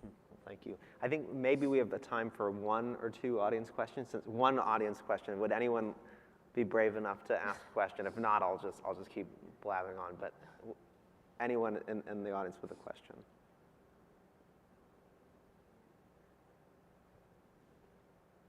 Please. Thank you so much for being here. It's very inspirational to hear that. I'm from JetBlue Airways formerly, so I completely understand your analogies. What I was wondering is, we've been thinking maybe a few years ago, in San Francisco at a conference where we talked about plane that's going to be a lifestyle, where we can go in the plane and work there and have this touristic experience the way we think about flying cars. And I was just wondering, how far do you think we are from something remotely looking like that in an experience where we don't have seats, but it's more of a, fly in your living room? Yeah.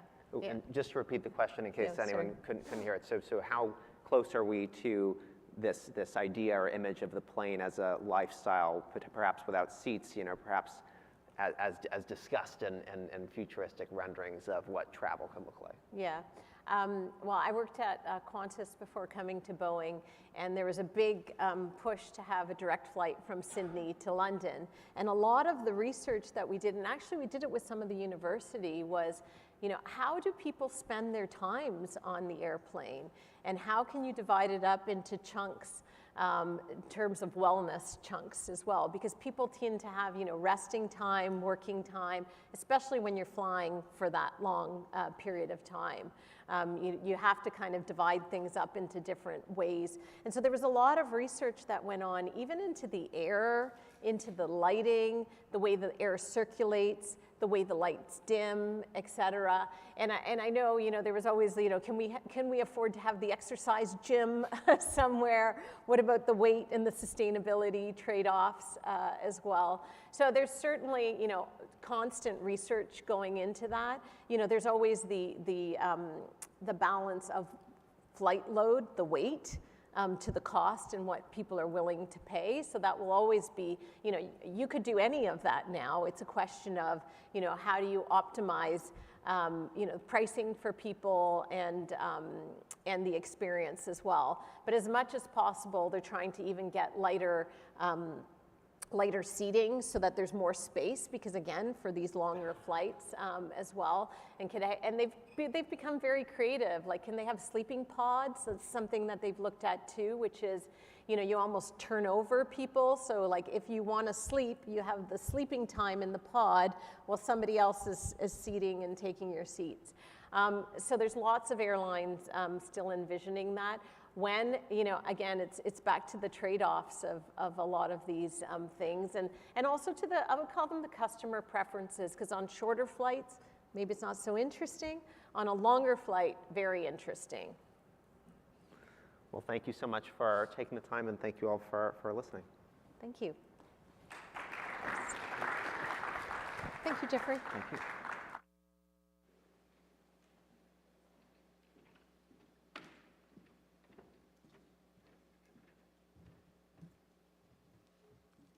Thank you, Susan, and thank you, Jeffrey. That really is an exciting concept. Being from Australia, I could really use a sleeping pod in that trip. So next up, we're going to break for lunch. We've got the technology, here in Austin, the technology leadership, we're going to be breaking for lunch and going into the terrace. So that's upstairs. Vicky and Olivia will be directing you up the escalators. So we'll be up there for 45 minutes, and then at 1:15, we'll have Scott Woolston, President and Senior Fellow of the Technology Policy Institute, leading our lunchtime workshop. That is going to be opposite the registration desk behind the escalators. So that's really focusing on privacy laws and their implications to the business. But I think what we're probably all feeling a bit right now is the information overload. So we have these interactive sessions to kind of break that down and get those actionable insights. So after lunch on the terrace at 1:15, please join us for the workshop. And then following that, we will be coming back in here at 2 p.m. sharp for our afternoon sessions. Our first session will be with Roblox, not one to miss. I'll see you soon.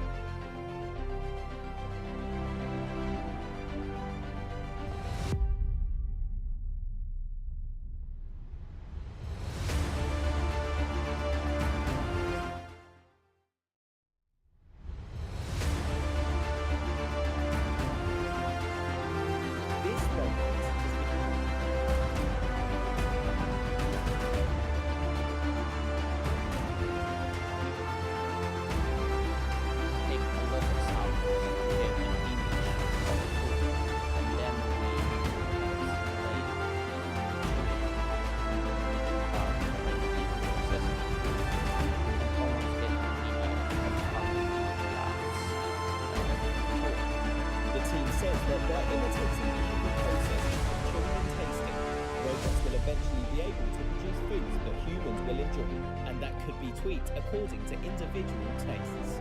The huge advantage of robotic face is that its objective will be always the same, so we have no affect by mood or by personal preference, and it will always remember all the dishes it tasted before. While we try to taste a lot of dishes, it will be hard for us to compare the current dish to the dish we have.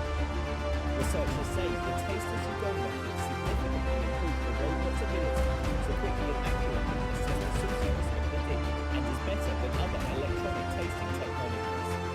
They hope the research will help develop more advanced automated and semi-automated food preparation, as robots learn what tastes good and what doesn't. Professor Fumiya Ida runs Cambridge's bio-inspired robotics laboratory.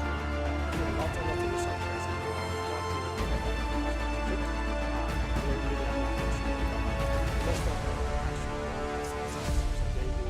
blindly cooking food without really knowing what tastes are.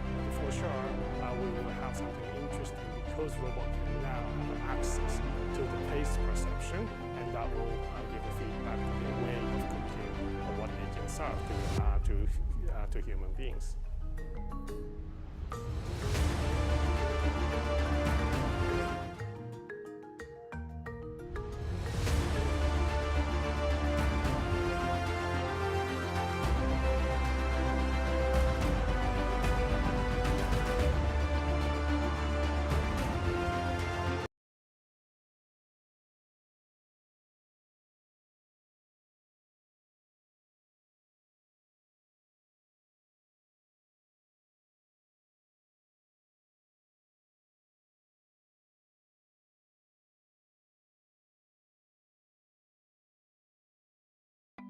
This is the Vinci Xi Robot.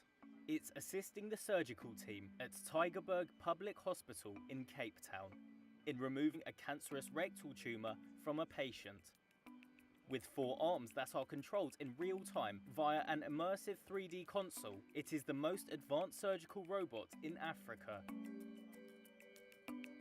Da Vinci Xi is one of only 2 such robots in use on the continent.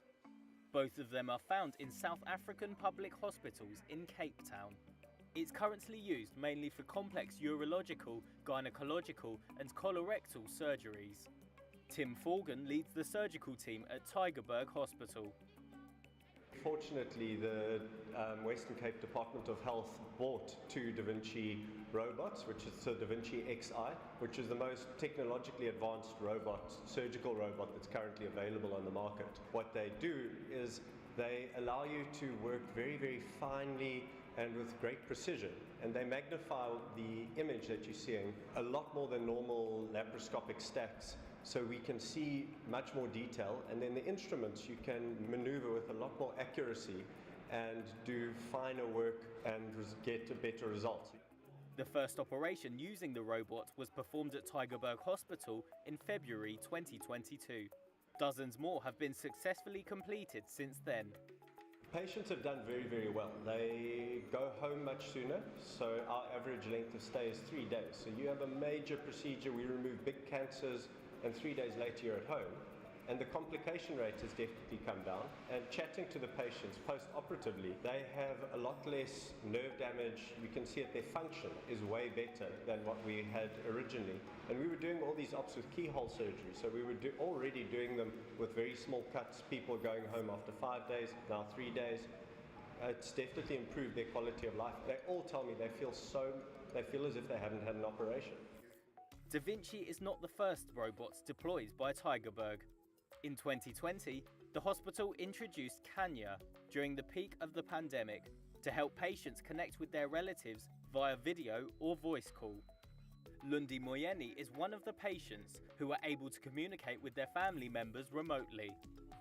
Now with this innovation, bringing your family members closer to you, since they can't be able to physically come into the hospital, that brings in a lot of relief, and also it's good psychologically for a patient as well. So this innovation, it's quite good.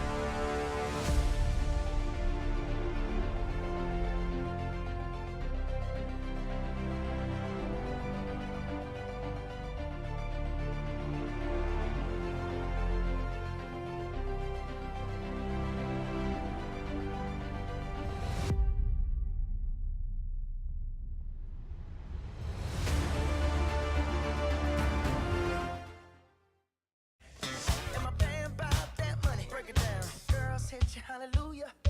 Girls hit you hallelujah. Girls hit you hallelujah. 'Cause Uptown Funk don't give it to you. 'Cause Uptown Funk don't give it to you. 'Cause Uptown Funk don't give it to you. Saturday night and we in the spot. Don't believe me, just watch. Come on.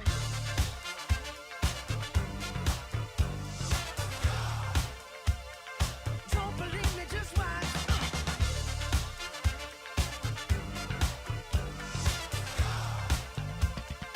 Don't believe me, just watch. Don't believe me, just watch. Don't believe me, just watch. Don't believe me, just watch. Hey, hey, hey, oh! Before we leave, let me tell y'all a little something. Uptown, funk you up. Uptown, funk you up. Uptown, funk you up. Uptown, funk you up. I said uptown, funk you up. Uptown, funk you up. Uptown, funk you up. Uptown, funk you up. Come on, dance, jump on it. If you sexed and flown it. If you freaked and own it. Don't brag about it, come show me. Come on, dance, jump on it. If you sexed and flown it. Well, it's Saturday night and we in the spot. Don't believe me, just watch. Come on.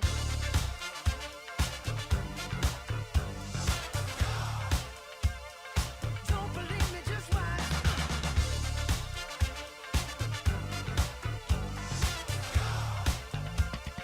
Don't believe me, just watch. Don't believe me, just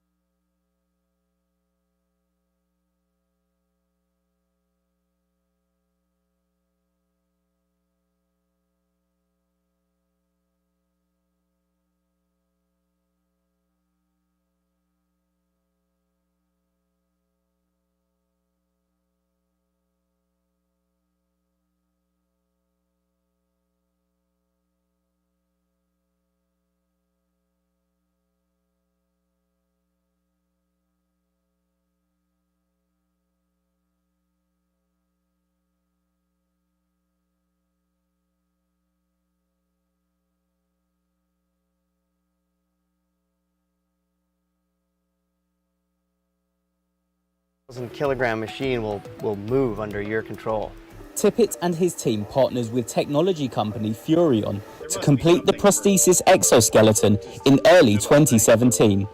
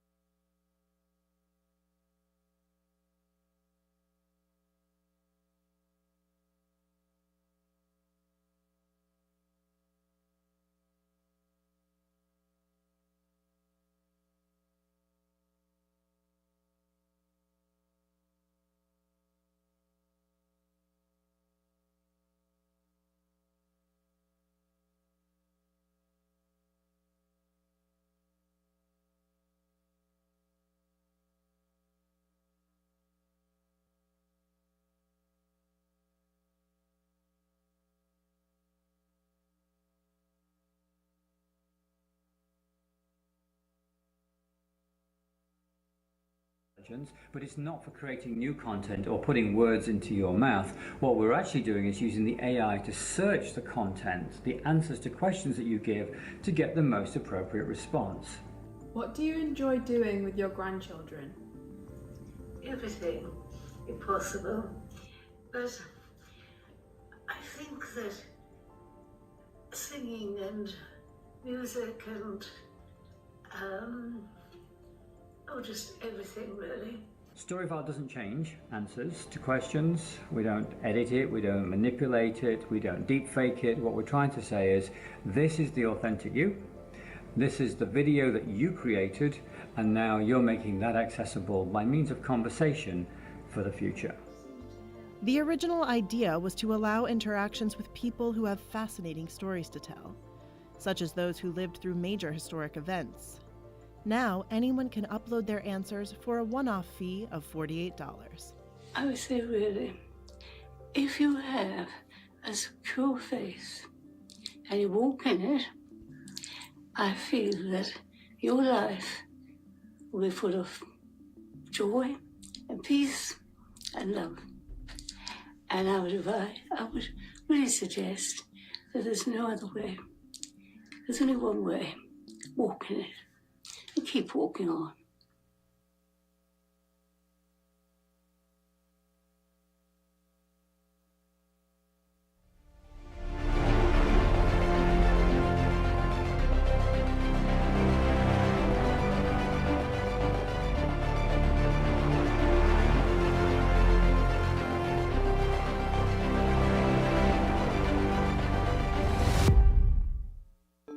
This former Paralympian has been fitted with a bionic hand that can be updated with new movements and gestures anytime, from anywhere in the world. Australian swimmer Jessica Smith has had an uneasy relationship with prosthetics since a childhood accident. She was born without her left hand. Her parents were advised to fit a prosthesis, but the device caused her to upset a boiling kettle when she was a toddler, causing burns to 15% of her body. There's always been an association between the fact that this prosthetic aid didn't actually help. It created probably the most traumatic event in my life. But Smith says her convictions are being challenged by a British bionic hand. In April, she was fitted with a Nexus hand made by English firm Covey. Bionic hands convert electrical impulses from muscles in the upper arm into movement powered by motors in the hand, enabling a user to hold a glass, open a door, or even pick up an egg. Its Bluetooth feature means its specialists can update it remotely via an app. Simon Pollard is the founder and CEO of Covey. We've tried to build in the AI technology which allows us to connect to the hand anywhere basically in the world and change configuration on the device instantaneously on the fly for the customer. It saves the customer going to the clinicians directly or travelling, the clinicians taking time out, and we can make them changes to benefit the patient, to making sure they can get access but obviously repair things very, very quickly. Some rival bionic hands can be app controlled, but Pollard says the ability to talk to a single device set the Nexus apart. To do that, anonymised data is collected for every user, a task managed by partner NetApp. Pollard says Covey has signed up 27 distributors globally, including in Australia, China and the United States. He says the company aims to increase monthly production to 100 bionic hands. For Smith, Covey is already creating new movements for her and her family. So I have 3 children, a 6-year-old, a 4-year-old and a 2-year-old, and the older kids are very excited about it. They think it's amazing that I'm like half human, half robot. I just asked them this morning and I know that that will be done in the next couple of hours and I'll be able to do that. So it's really, really, really cool. I'm not trying to hide who I am. I'm adding and sort of expanding on who I am as a person by being able to access technology that's never been available before.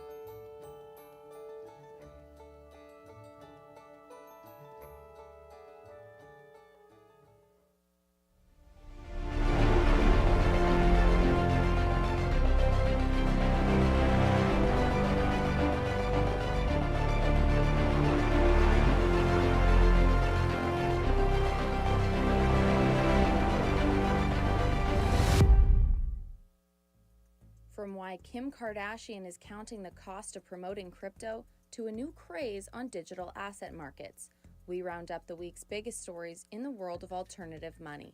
There's a new gold rush in crypto markets, with investors snapping up domain names like coin.crypto. They're a novel breed of NFTs that can replace the jumble of numbers and letters that form digital wallet addresses. With tags like .crypto, .nft, and .wallet, traders say some are changing hands for as much as $100,000. That may be a relief for NFT fans after new figures showed trading in the digital assets plunged 60% in the latest quarter. A cost of living crisis is driving interest in crypto and a potential surge in scams. New research shows nearly 1 in 6 Britons are now considering crypto as a way to supplement their incomes. Paddy Osborne at the London Academy of Trading says newbie investors are vulnerable. I think there's certain desperation. There's people are really getting desperate because the cost of living is going up and up and up, and they simply don't have the money. So they are very susceptible to these enticing invitations that people put out there. And Kim Kardashian has agreed to pay $1.26 million for unlawfully touting Emacs coins, according to the US SEC. Regulators say she failed to disclose that she was paid to promote the tokens on Instagram. Emacs has lost around 98% of its value since the influencer posted about it in June last year to her then 225 million followers.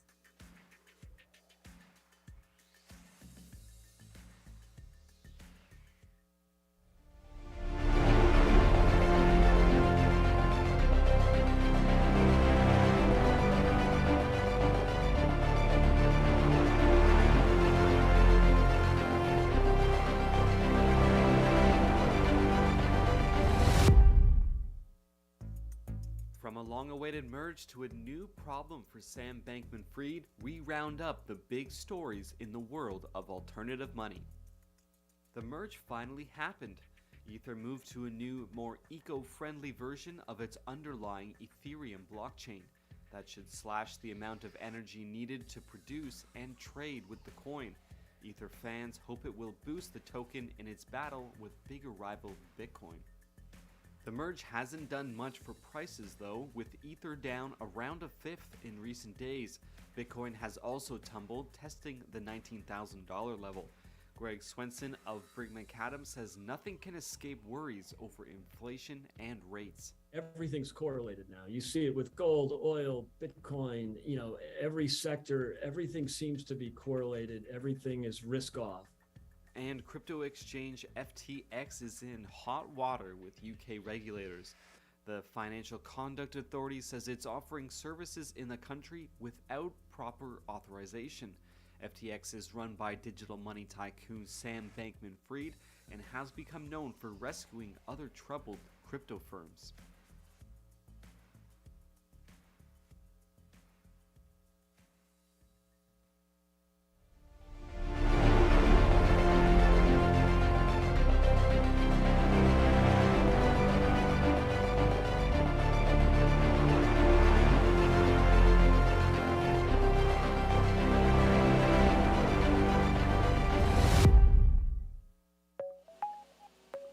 This is not a regular drone.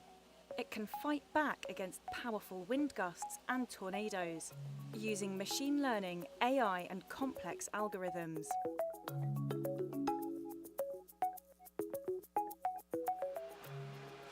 We're here at Caltech where we're testing our drone in different wind conditions. Right now our wind simulator is running up to 50% speed, right? That's 13 miles an hour, and we're using smoke to visualize the airflow. Researchers at the California Institute of Technology have built a drone that can intelligently predict how to react to winds in real time, using a deep learning method called neural fly. The 5-pound drone can also recalculate weather conditions around it 5 times per second and adapt its path accordingly. During a demonstration, the drone was put up against a custom-made simulator that uses 1,200 fans to create almost gale-force winds. It managed to stay upright with little effort and performed a figure-of-8 movements between tight obstacles without veering off course. Researchers say the technology could revolutionize everything from air travel to medical rescues. Guyana Shi is a co-first author and researcher at Caltech. In the future, if we have like 3D flying car flying in the air, right, it's very important to have precise control because you want to make sure the flying car can track the trajectory very accurately. Because in our long-term mission is we want to generalize this technique to not only quadrilaters, to flying cars, to any area robots, such that they can like accurately, safely, do complicated tasks. Soon-Jo Chung is a professor of aerospace and control and dynamical systems at Caltech. He showed off another drone, which looks more like a plane but runs on the same software. So this is called the autonomous flying ambulance, and thanks to our neural fly AI-based control method, basically we can send this flying ambulance to medevac the injured passengers from the traffic accidents, but we can make sure that this drone autonomous flying ambulance can land under any weather conditions because of our neural fly method. The technology is still in development, but the team say they are about halfway to their final goal. Soon-Jo Chung said it could even be in practical use within a year.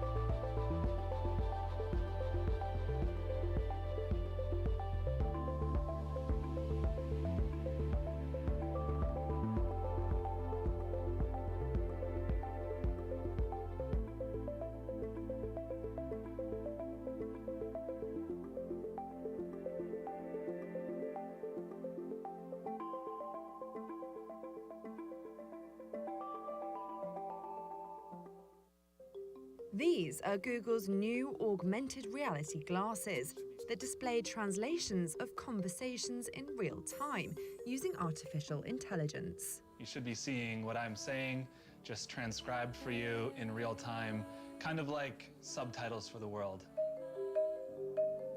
A decade after the debut of Google Glass, Google has unveiled a new pair of glasses with a built-in computer. At its annual Google Developer Conference, the company showed a video of its glasses prototype, displaying captions in English, Mandarin, Spanish, and American Sign Language.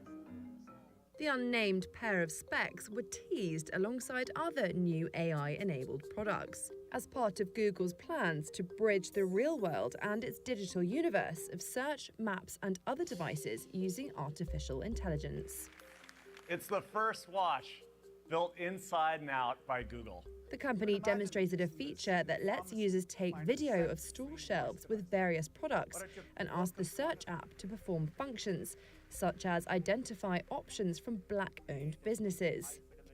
Google also says Maps will soon launch an immersive view for some big cities that fuses street view and aerial images. Immersive view.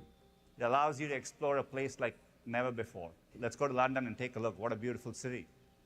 Say you're planning to visit Westminster with your family, you can get into this immersive view straight from Maps on your phone, and you can pan around the sides. To build more inclusive products across Google. The tech giant also unveiled a palette of 10 skin tones that it describes as a step forward in making gadgets and apps that better serve people of color. The company partnered with Harvard University sociologist Ellis Monk, who studies colorism. Monk says he had felt dehumanized by cameras that failed to detect his face and reflect his skin tone. And I developed a 10-point skin tone scale with the goal of making sure that everyone across the skin tone continuum feels represented.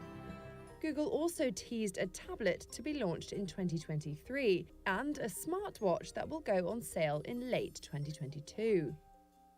The new hardware is part of a strategy to offer products comparable to rival Apple that could provide rich rewards from Google's ad sales. The company still derives most of its revenue from ads, but devices could matter more for Google over the long run.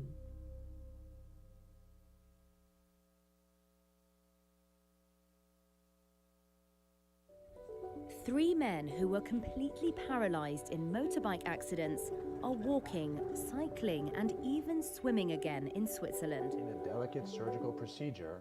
It's thanks to an implanted nerve stimulation device that's controlled remotely with a touchscreen tablet using artificial intelligence. In the future, people with spinal cord injuries could use this technology by opening their smartphone and selecting an activity, such as walk or sit. At the very beginning, it's not super easy, but they can activate immediately their legs and step. This study was led by Grégoire Courtine and Jocelyn Bloch of the Swiss Federal Institute of Technology in Lausanne. Within 1 hour of neurosurgeons implanting prototypes of the nerve stimulation device, 3 men were able to take their first steps. Over the course of 6 months, they learnt more complex movements. Electrical signals enter the spine from the sides, allowing very specific targeting and activation of spinal cord regions. AI algorithms instruct electrodes on the device to emit signals to stimulate individual nerves that control the trunk and leg muscles needed for various activities, such as getting up from a chair, sitting down, and walking. The software is tailored to each patient's anatomy. To target the specific spots, you need to understand where they are. We modelize the spinal cords and we understand exactly where the anatomy of these different spots are. And then we design the stimulation following the anatomy of each person. It means that it is a very personalized stimulation program. Bloch and Cortine helped establish a Netherlands-based technology company called Onward Medical that's working to commercialize the system. The company expects to launch a trial in about a year involving 70 to 100 patients, primarily in the US. If this study's early results are confirmed on a larger scale, researchers say paralyzed people might be able to use their smartphones or smartwatches to move their legs again.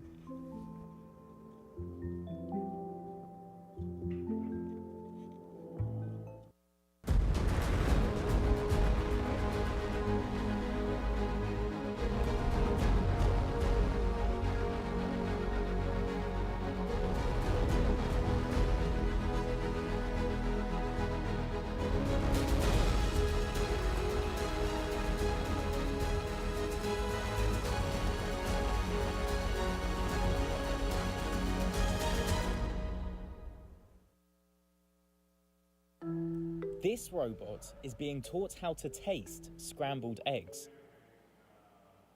Robot chefs are becoming more commonplace in the kitchen, preparing everything from pizza to paella. But when it comes to sampling food, they still must defer to their human counterparts. Until now. Engineers from the University of Cambridge are developing robots that can taste as they cook and decide if a dish needs more seasoning. At a lab in Cambridge, this robotic arm is probing a plate of scrambled eggs and tomatoes with a sensor to detect saltiness. The arm is repeatedly sampling the food in different places until a comprehensive taste map is created by the robot's computer. The food is blended into various consistencies to simulate different stages of the chewing process. Shegor Zorhatsky is the study's first author. The sensor is based on conductance, so it reacts to things like salinity, but it also reacts to things like humidity and consistency of the food. And even though it's just one channel sensing, when we take a lot of samples to get an image of a food, and then we kind of simulate chewing by mechanically processing the food, we can almost get a video of how the food reacts to chewing. The team says that by imitating the human processes of chewing and tasting, robots will eventually be able to produce foods that humans will enjoy and that could be tweaked according to individual tastes. The huge advantage of robotic taste is that it's objective. It will be always the same. So we have no affect by mood or by personal preference. And it will always remember all the dishes it tasted before. While we would try to taste a lot of dishes, it would be hard for us to compare the current dish to the dish 10 dishes behind. Researchers say the taste-as-you-go method significantly improved the robot's ability to quickly and accurately assess the saltiness of the dish and is better than other electronic tasting technologies. They hope the research will help develop more advanced automated or semi-automated food preparation as robots learn what tastes good and what doesn't. Professor Fumiya Ida runs Cambridge's bio-inspired robotics laboratory. There are lots of researchers in the world working on robotic cook and many applications developed, but most of them actually don't have sensors. So they do blindly cooking food without really knowing what tastes are. But for sure, we will have something interesting because robot can now have access to the taste perception, and that will give a feedback to their way of cooking or what they can serve to human beings.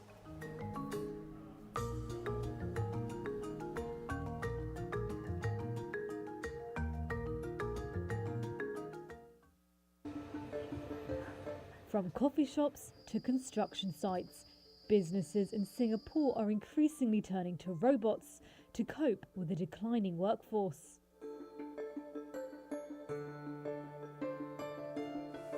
Singapore is heavily reliant on foreign workers, but factors including travel restrictions caused their numbers to fall by over 230,000 between December 2019 and September 2021, according to the Ministry of Manpower. That, the ministry says, has accelerated the adoption of robots like Spot into the workforce. Gammon Construction is using the four-legged robot built by US company Boston Dynamics to scan sections of mud and gravel to check on work progress. General Manager Michael O'Connell says using Spot requires only one human employee, as opposed to the two previously needed to do the job manually. He believes robots are here to stay. So actually replacing the need for manpower on site with autonomous solutions is gaining real traction in the industry. And it's the same story for Singapore's National Library Board. It has introduced two shelf-reading robots at one of its public libraries that can scan labels on 100,000 books. That's 30% of its collection per day. Lee Yi-Fuang is the National Library Board's Assistant Director. Staff need not read the call numbers one by one on the shelf, and this reduces the routine and labor-intensive aspects of this task, which is not sustainable to cope with the escalating manpower cost. The city-state has 605 robots installed per 10,000 employees in the manufacturing industry. That's second only to South Korea. Crown Digital's barista robots are used in more than 30 metro stations, making coffee for commuters. The company's CEO, Keith Tan, says they're helping solve the biggest pain point in food and beverage, finding staff, while also creating well-paid positions to help automate the sector. In fact, we are hiring engineers, software engineers, data scientists, and we're in fact hiring a much more highly paid workforce to automate this industry. However, not everyone is taken with robot workers. We always want to have some kind of human touch for everything, and the food is a very important part. So whenever we order food, we interact with a person.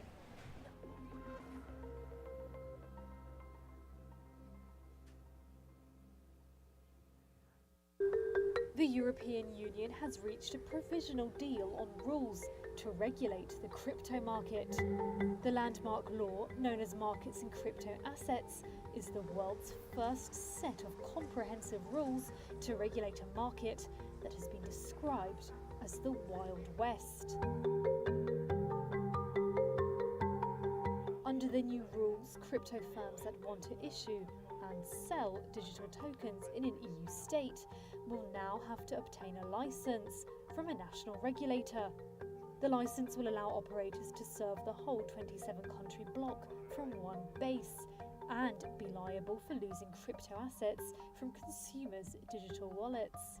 Currently, firms have to show an EU national regulator they have adequate controls to stop money laundering, but can only operate within that country. Stablecoins are crypto pegged to traditional currencies or commodities that aims to keep a steady value. The EU rules will give holders of stablecoins the right to claim their money back free of charge. Issuers will have to hold minimum levels of liquidity and will be overseen by the EU's European Banking Authority. Crypto firms will also have to have a registered office in the bloc to issue stablecoins, and coins based on non-European currencies will be constrained to preserve monetary sovereignty. Industry officials say it will become harder to make money under these rules. As for NFTs, or non-fungible tokens, it's a bit more complicated. Lawmakers wanted NFTs under the new rules, but EU states opposed it. That led to a compromise where NFTs are not included in the rulebook, but if they become fungible, i.e. mutually replaceable, regulators can force them to comply with crypto rules. The European Commission will assess within 18 months whether standalone rules for NFTs are needed. Bitcoin's energy use is a big worry for lawmakers. Crypto firms will have to disclose their impact on the environment and climate change, using standards that the EU Securities and Markets Watchdog will draft. The rulebook still needs formal rubber stamping by EU states and the European Parliament before it comes into effect, which is likely to be in 2023 at the earliest.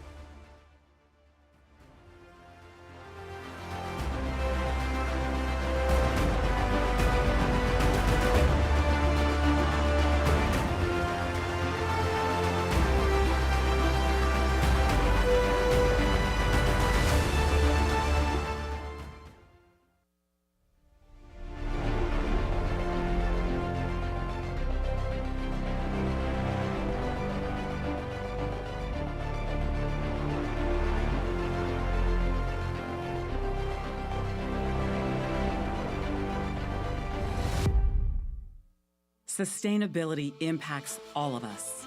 Pure is leading the way with innovation. Evergreen Storage delivers the reduction of wasted energy and e-waste, enabling our customers to drive out energy usage by up to 80%.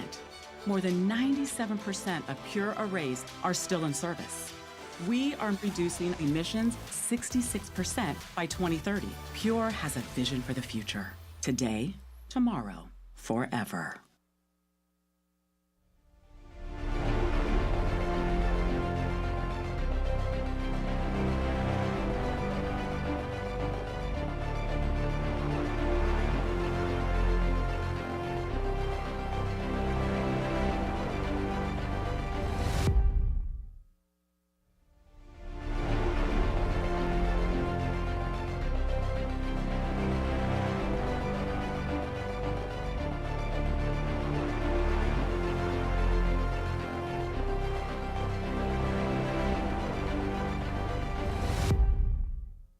Sustainability impacts all of us.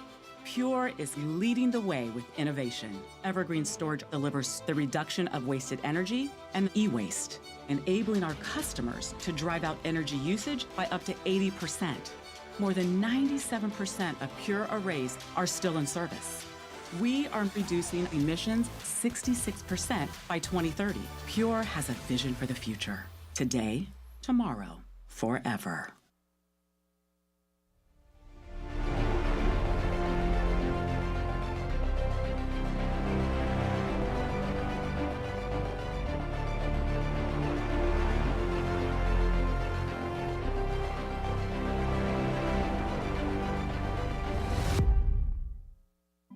This is the Vinci Xi Robot. It's assisting the surgical team at Tygerberg Public Hospital in Cape Town in removing a cancerous rectal tumour from a patient. With 4 arms that are controlled in real time via an immersive 3D console, it is the most advanced surgical robot in Africa. Vinci Xi is one of only 2 such robots in use on the continent. Both of them are found in South African public hospitals in Cape Town. It's currently used mainly for complex urological, gynecological and colorectal surgeries. Tim Forgan leads the surgical team at Tygerberg Hospital. Fortunately, the Western Cape Department of Health bought 2 Vinci robots, which is the Vinci Xi, which is the most technologically advanced robot, surgical robot that's currently available on the market. What they do is they allow you to work very, very finely and with great precision, and they magnify the image that you're seeing a lot more than normal laparoscopic stacks. So we can see much more detail, and then the instruments you can maneuver with a lot more accuracy and do finer work and get a better result. The first operation using the robot was performed at Tygerberg Hospital in February 2022. Dozens more have been successfully completed since then. Patients have done very, very well. They go home much sooner, so our average length of stay is 3 days. So you have a major procedure, we remove big cancers, and 3 days later you're at home. And the complication rate has definitely come down. And chatting to the patients post-operatively, they have a lot less nerve damage. You can see that their function is way better than what we had originally. And we were doing all these ops with keyhole surgery, so we were already doing them with very small cuts, people going home after 5 days, now 3 days. It's definitely improved their quality of life. They all tell me they feel as if they haven't had an operation. Vinci is not the first robots deployed by Tygerberg. In 2020, the hospital introduced Kanya during the peak of the pandemic to help patients connect with their relatives via video or voice call. Lundi Moyeni is one of the patients who are able to communicate with their family members remotely. Now with this innovation, bringing your family members closer to you, since they can't be able to physically come into the hospital, that brings in a lot of relief, and also it's good psychologically for a patient as well. So this innovation, it's quite good.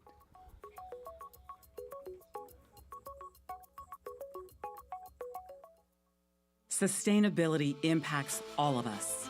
Pure is leading the way with innovation. Evergreen storage delivers the reduction of wasted energy and e-waste, enabling our customers to drive out energy usage by up to 80%. More than 97% of Pure arrays are still in service. We are reducing emissions 66% by 2030. Pure has a vision for the future. Today, tomorrow, forever.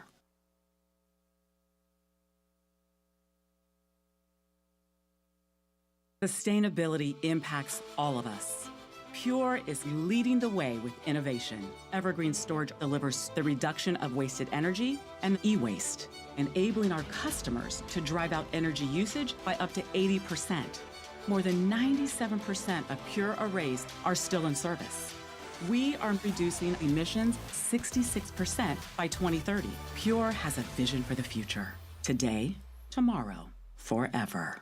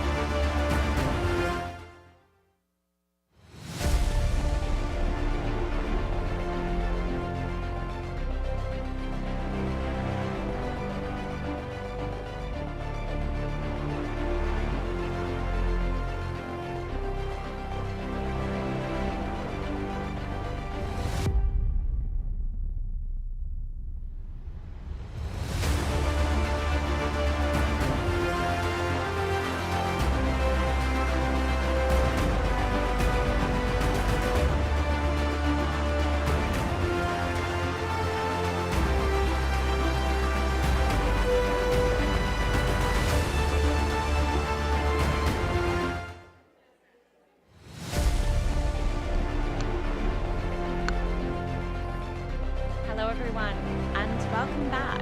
I hope you enjoyed lunch on the terrace. It's lovely weather here in Austin today. And for those that are just tuning into our global broadcast, welcome. My name is Jasmine Keys, and this afternoon I'll be guiding you through our series of inspiring interviews and panel discussions. It's a pleasure to have you all here today. We now have Morgan Mcguire, the chief scientist at Roblox, for a Reuters editorial panel moderated by Dawn Chmielewski under the trust principles of integrity, independence, and freedom from bias. Please welcome them to the stage.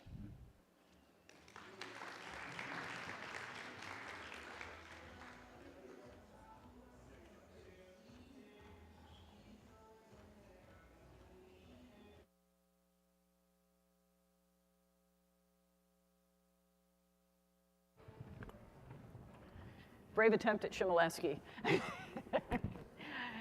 Morgan, thank you so much for joining us today. I'm really looking forward to our conversation. He came in, you know, on the skin of his teeth today for our session. Our topic today is to discuss the metaverse, and as you know, it's become a popular destination ever since Mark Zuckerberg announced about a year ago that he would be refocusing Facebook to build the metaverse. You beat him by more than a decade with Roblox. So I was hoping that you could talk to me and talk to us about what the attributes are of the metaverse and how it is that Roblox has created something that's compelling enough that 58 million users come. Yeah, that's a great start. Thank you, Dawn. It's great to be here. Great to see all of you. My concept of the metaverse, what essentially my career has been for decades now, and with Roblox since 2005, has been the science fiction vision that we were promised, and mostly before science fiction got a little more dystopian. So the positive vision of there would be virtual reality, there would be communicating with people in different languages naturally, and going back to the positive parts of basically Neil Stephenson's Snow Crash novel, which was the one that coined the term metaverse, is sort of, many people have sort of evolved that term in different ways, but my personal vision is pretty close to the original. So a 3D embodied space, so not just text or chat, that you can enter with full immersion in virtual reality, but also with a phone or with a desktop. There are different windows onto this virtual world so that it's accessible to everybody in every situation, that has a strong sense of identity so that you're yourself. You're not portraying a character from a Disney movie or something like in a video game, but that you're showing up as yourself, but it's your own interpretation of yourself. So you can craft your identity and control privacy however you would like. And that there's persistent content, so that things that happen in one part of a user-created world can then affect me, and I can get items and carry them and take it somewhere else. I actually think the Wreck-It Ralph movie was a really good example of this, and in part because it was a little more utopian than some of the other visions, but that it showed people and characters going between sort of different content universes. And to me, that's the meta of metaverse, is that you're connecting the Marvel Cinematic Universe with the Disney Princess Universe, with the Lego universe. So these are all different worlds that we've created in either in the real world or fiction, and that what's meta is unifying them in the same space. So what are the attributes of creating an inviting environment that people want to inhabit? I know that I'm not sure that I want to have all of my office meetings as an avatar with my colleagues from Reuters. The Teams works just fine for us. That's not a compelling application. But what have you done, and what are the secrets to Roblox success as a platform that keeps millions of people coming back? So I think there's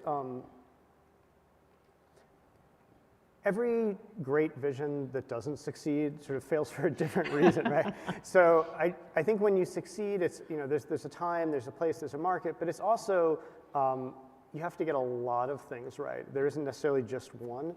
I think for Roblox, especially for our early market that we're now growing from, which was children, the fact that we put privacy, that we treated the primary feature as privacy, as civility, as safety, I think that created an environment that was appropriate for that audience, that allowed us to grow, and that by not first focusing on 3D graphics or not initially focusing on running at huge scale, we were able to create something that was unique.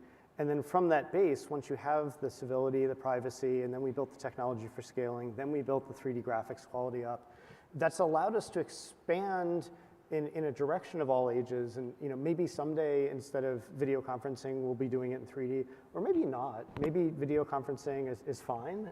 You want the right tool for the job. But I think that notion of we had the civility and we had the safety and we could selectively roll it back for audiences that didn't need that much protection, I think that was really key to the growth, especially because, in this case, parents, guardians could feel comfortable that they were putting children into a safe environment.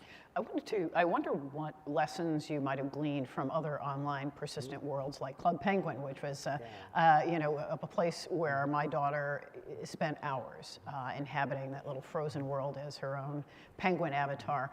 Were there any learnings from that experience that you applied to Roblox? Yeah, so there were a lot of, around 2005, like 2005, 2008, there were a lot of these sort of early things that today we would look at as sort of beginnings of the metaverse. Right. Although at the time, I think everybody was just trying to make something great. Right. And so Club Penguin was fantastic. There was really interesting stuff for the tech stack, for Second Life, right. For a lot of 3D engines that went open source and game engines. I think the biggest thing we learned, and many of the folks who work at Roblox, obviously either in some cases grew up on those platforms now, because we're now getting that generation is sort of our youngest employees, or worked on many of them, and so brought the learnings from there. And for myself, that was working on a lot of game engines, and I've been inside the code of almost every major commercial game engine today. So the interesting learning for Roblox was that we started building it that way, and we realized it wouldn't work for this global vision. Why? So that because game engines are designed to give you very high responsiveness and very good fairness for competitive play. Right? It's about the game foremost, and Roblox is not about gaming in the sense that poker is not, unless you're going to the World Series of poker, it's not about gaming. It's about a social activity where it provides the context. For most people, biking and skiing are not about the competitive aspect. Okay. And so, at least for me. And so by de-emphasizing the competitive part and taking that constraint off the table, that's what allowed us to get the scaling.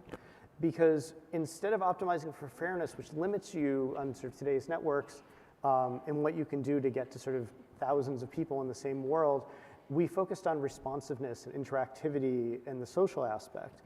And so by focusing on the people part, we were able to build something really different. And that was something that was kind of key that we learned. And I think you mentioned Club Penguin.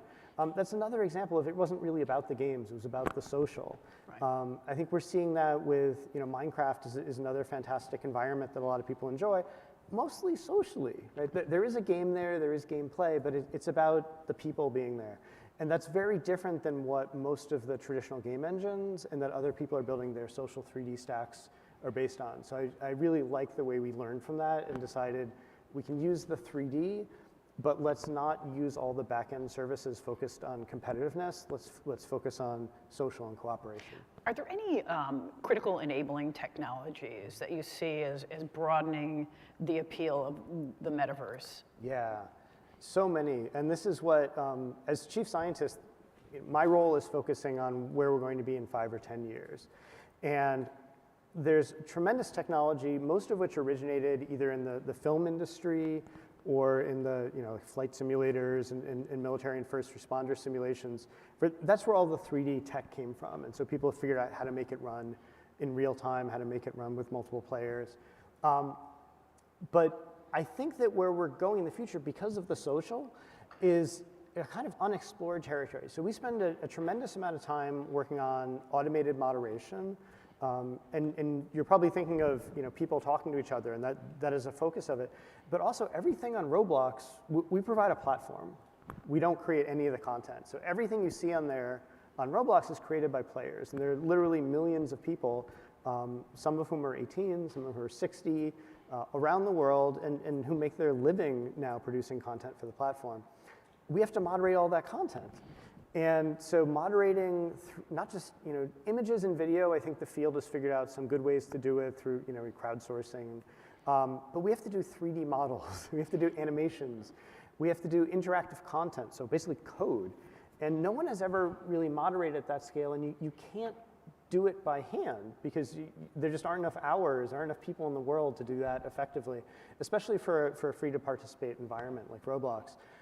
So pushing on natural language translation so people can talk to each other in real time, because all of the translation services we're familiar with are you type a sentence and then it translates, and that's too much friction. But then the moderation, so looking at 3D assets, looking at video, looking at images, looking at text communication, verbal communication in different contexts. And so all of that technology, I think, is the future. We focus so many more resources on that than we do on the 3D part. And I think it's something that with the growth of AI and the breakthroughs we've had in the last few years, that's really exciting because 10 years ago, 15 years ago when we started, that wasn't on the horizon. And we weren't sure how will we be able to keep it safe at scale because we're hiring people to do this. And at some point it won't grow. And AI showed up at just the right time for us to transition over as we sort of grew to the, whatever we're at, 50 million DAUs today or something. Right. But moderation, unfortunately, creating a safe environment where you attract gamers who are under the age of 13 is not a perfect science, as you know. There was, Roblox was sued just this last week by a family who said that their young daughter was lured by two men off of the platform onto other platforms such as Discord, where conversations took place in which she was encouraged to drink alcohol, to take prescription drugs, and then obviously send explicit images, and that the emotional toll of that drove her to suicide attempts. So that's a really grave outcome. What was the failing there, and how do you protect against this happening? So that exact case I'm not familiar with, but what you described was a key thing that I think about a lot, which is you described a scenario where there were multiple platforms involved. Right. And so one of the big challenges we have, so this is Open Metaverse Consortium, for example, that we're in dialogue with, and one of the things that we've been talking to other companies about is we've built Roblox on this notion of safety and civility. And I want to be clear that by civility, I don't mean we are just stopping toxic or negative behavior. We do that, but we aspire to do better than stop bad things. We aspire to encourage good things. So we're doing a lot of modeling for how do we incentivize our community to be friendly, to be creative, to interact. And when we talk to other content ecosystems or other sort of, as we look towards this emerging metaverse idea, how do we interop between these platforms that have different standards? So, you mentioned a few different platforms. I won't repeat the exact company names, but they have very different philosophies. They're targeting different markets. They're different, social media that we all use and enjoy or don't enjoy depending on the context. But we've been really careful about drawing a pretty clear line where you can't have links off platform, you can't mention most other social media, you can't exchange phone numbers, because we don't trust those platforms, and so we don't want to bring them in and sort of create a bridge. But then when you look at older users, it becomes attractive to start thinking about, well, as a teenager, maybe you have a presence on Instagram or some other platform, and how do we negotiate that so that we say, well, we had one business model. Like, for example, we don't do personalized advertising, or we're not tracking people in those ways. And so that's our philosophy. How do we connect to a platform that does do that in a way that we feel is sort of honoring our contract with the player and making clear to them, you've sort of left the safe Roblox garden and now you're in a different place. And maybe you want to go there, and that's fine. But that's a real challenge when we start looking at the open metaverse concept, is that we want to be able to preserve what we've built and not just allow anything to come into our platform or allow people to leave the platform in a way that might be leading them astray, thinking they were still in our safe environment. Well, even within your platform, there's this, forgive me, I've had quite an education in thinking about our conversation. There's this notion of condos, so user-generated gathering places where the players will get naked and have virtual sex. That's on your platform. How do you, I presume that this is not a use case that you embrace for the under 13 crowd. How do you detect this? How do you effectively combat it, since it has been reported? I think the BBC was the most recent to report this detail. What are you doing about that? So this area isn't my specialty because I focus on the forward-looking research, but I'm pretty aware of that, so I can tell you about some of it. So this notion of moderating the 3D content is the challenge. Right. And it's all about limiting exposure. So there's no way you could stop things from coming into your moderation pipeline, for example, right? You want the stuff to come in, so you're going to expose your moderators, right? And normally we think about, the players, and stuff, but there's, any human being we're exposing to undesirable content we want to be careful about. So we have a first pass that's the purely automated AI pass, trying to protect the moderators themselves. And then there are various levels of moderation. And then at some point things go out, but because it's a user-generated content platform, so like YouTube or TikTok or something like that, but it's also they can edit things, right? So, and the app stores are the same, right? If Apple or Google's App Store. So there's a notion of once something has shown up, it might mutate, right? It might misrepresent itself to moderation. So then the question is, how quickly can you recognize that something's going wrong and take it down? So we have a very large, active human team that's constantly scouring for these things. And without getting too far into the operational details that I've learned, what's interesting is that it's not all about the content. A lot of it's about the patterns. So you can see in the metadata, people are going to something that it isn't working the right way, right? Like it showed up and it has a misleading name or something. It's like fraud detection. You're looking for things that stand out in the data without having to look at every single thing individually. So I've been really impressed with, it's often a matter of seconds to minutes when these things show up and then are taken down. Now the nice thing is that a lot of them are, the stuff that makes it through the moderation, it's not going to be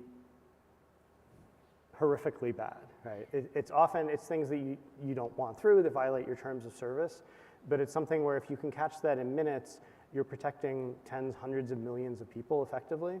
So that's, that makes me very positive about it.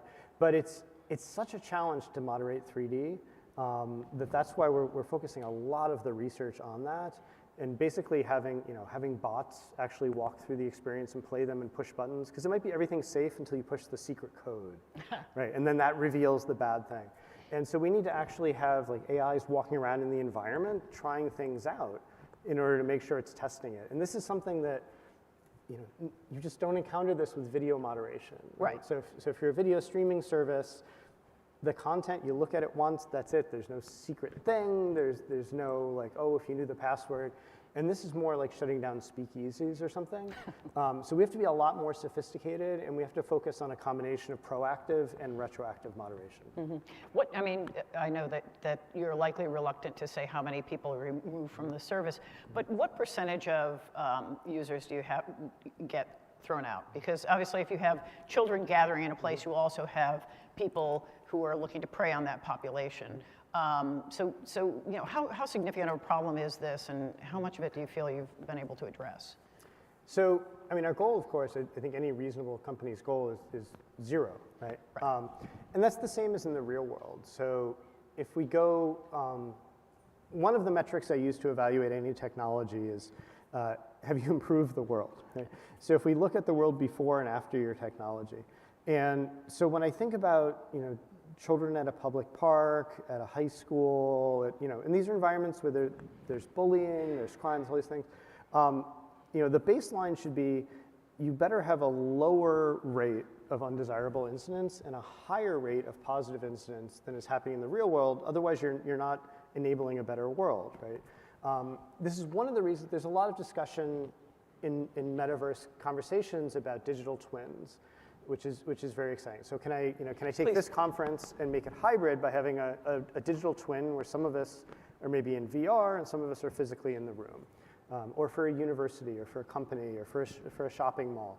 And I've pushed back on that a little bit by saying there's a lot of things in the real world that are really serious and are really bad.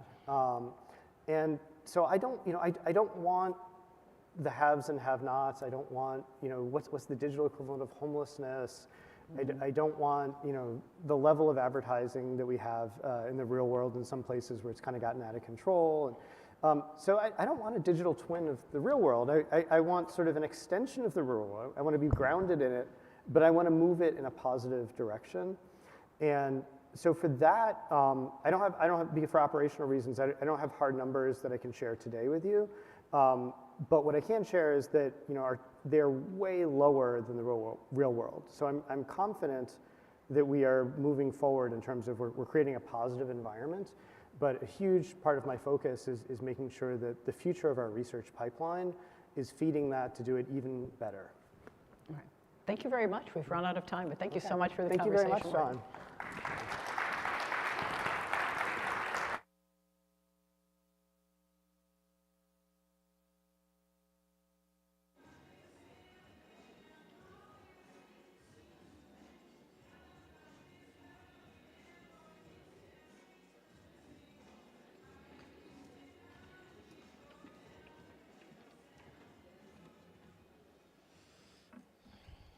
Thank you, Dawn, and thank you, Morgan. I haven't thought much about Club Penguin in quite a while, but it's really interesting to understand the parallels between that and the metaverse. Next up, we're unlocking Bitcoin and discussing the transformation of a nascent industry.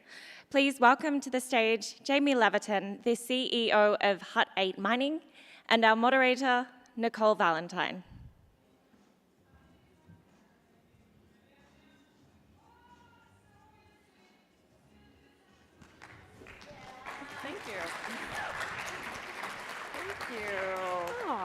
Thank you. I'm very excited for this conversation with you, Jamie.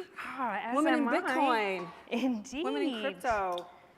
So I am the FinTech Director at the Milken Institute, and I focus a lot on financial innovation, FinTech innovation, and how blockchain technology is enabling the crypto economy and Web3. And I'm also very focused on financial inclusion and expanding access to our financial ecosystem. So it's great to have you here, Jamie, as CEO of Hut 8, and we're gonna have a good conversation today. I wanna start the conversation off with a couple of stats. First of all, with respect to women in the crypto and blockchain industry, 10% of women have used cryptocurrency, 15% of Bitcoin investors are women, 16% of NFT artists are women. On the leadership side, less than 5% of crypto entrepreneurs are women. Despite these stats, I've met some amazing women leading and pioneering in the crypto industry, and Jamie, you're one of them. I'd love to hear your story, your road to the crypto C-suite. Sure. It's a long story. I'll try to keep it slightly condensed. For me, it started when I was a kid. I was lucky enough to have computers in the house, and I started coding on a VIC-20 and then the Commodore 64, and I, from a very early age, had a passion for technology, which ultimately led to me choosing a post-secondary education. I did my MBA with a concentration in marketing informatics, which was really the precursor to big data or business intelligence. That led to me getting my start in the technology industry working for IBM. So I started working for IBM in 2000, and I spent 20 years in the traditional technology industry, the first 10 at IBM, and the second 10 of that 20 with a variety of different companies, really focusing on transformation and high growth mandates, which I fell in love with. That ended up being a real passion of mine. So I was constantly looking at new technologies, new ways to innovate, new ways to transform, and I spent some time in capital markets as well. And once I had been exposed to the technology transformation space and how the traditional capital markets or financial system was working, shortly after that, I tripped down the rabbit hole and found Bitcoin. And I think once you really understand the art of the possible when it comes to Bitcoin and blockchain technologies, especially if you're a technologist at heart like me, it's really hard to focus on anything else. So Bitcoin became a personal passion of mine, and then I was asked by the board of Hut 8 to take on the CEO role in 2010, so 2 years ago now. And they had just come out of the last bear market, were really needing somebody that had a transformation mindset, that was passionate about technology, and could drive more of a diversification program for the company, which is what we've done here at Hut 8 for the past 2 years. And now, of course, we find ourselves in a fresh bear market. Yeah, you know, we both come from traditional finance, and we find ourselves in this new industry that people are still trying to understand. I mean, if you throw out terms like NFTs and DAOs and protocols and mining, and some people, their head spins. They're trying to figure out, like, what is this? Should I invest in this? Should I participate in this? Should I adopt it? I'd love to get a sense of, when you're onboarding someone to understanding the power of blockchain and blockchain applications, how do you get them there to see the vision of what's possible? Yeah, I think it's really important for people that are new to this space to start at the basics, really understand the foundation, and the foundation of this industry is Bitcoin, and it's the original white paper written by Satoshi, and then everything else has kind of built on that original white paper. So I try to guide people, first understand Bitcoin, understand the blockchain technology that underlines it, and then you can build up to NFTs, the metaverse, understanding exactly how mining works from a technical perspective. So I always recommend starting by reading the Bitcoin Standard. I think that book does a particularly excellent job of building the foundation, and it really starts with the history of money.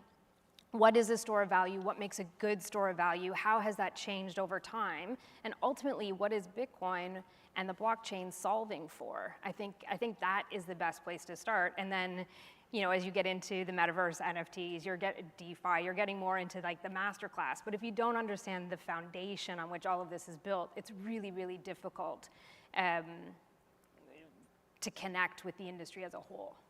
Yeah, when you're talking about crypto, I mean, their conversation starts a lot with the volatility in the market, so it's like a speculative, opportunity to talk about Bitcoin and Ethereum. But also, Bitcoin has taken a hit, or mining has taken a hit with respect to ESG and greenhouse gas emissions and the use of electricity. How have you been managing that conversation in public and within your company? Yeah, it's a really complicated subject area. We use the letters ESG, but the conversation in Bitcoin mining is almost entirely centered around the E.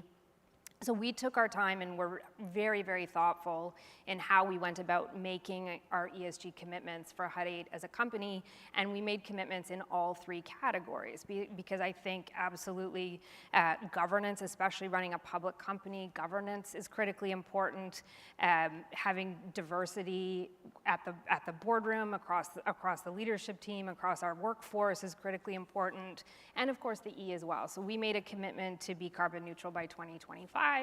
In addition to the diversity and inclusion and governance commitments that we made on the other paradigms. We also hold ourselves accountable through third-party audits. We recently published our first annual report on how we were tracking against our initiatives, and we're constantly trying to push forward on how we do better, how we become better, as far as the entire ESG conversation goes. What's your approach as a CEO to transformation? What's in your transformation playbook? I mean, we talk about strategy, we talk about transformation, but can you put some life into those terms? Yes, I will. But I should also mention on the ESG topic, I think one of the things that we need to do a better job of as an industry when it comes to the E is really articulating the benefit that Bitcoin mining has to grid stability. I think there's a lot of just misunderstanding about the real value that we bring to making grids more stable, to being able to bring more investment into communities to support their energy infrastructure. We could spend an hour on that today, but for those of you that aren't familiar with how Bitcoin mining works, as far as it's an industrial scaled flexible load, meaning our mining sites can power up and down on a few minutes notice.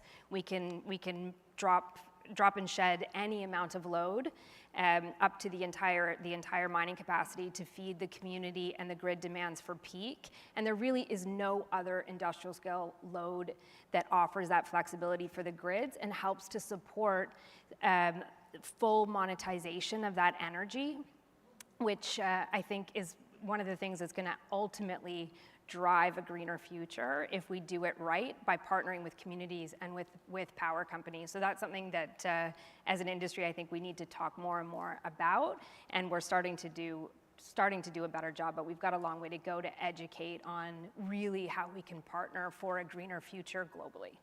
I think this nascent industry does need some more communication and PR around what's beneficial in the process.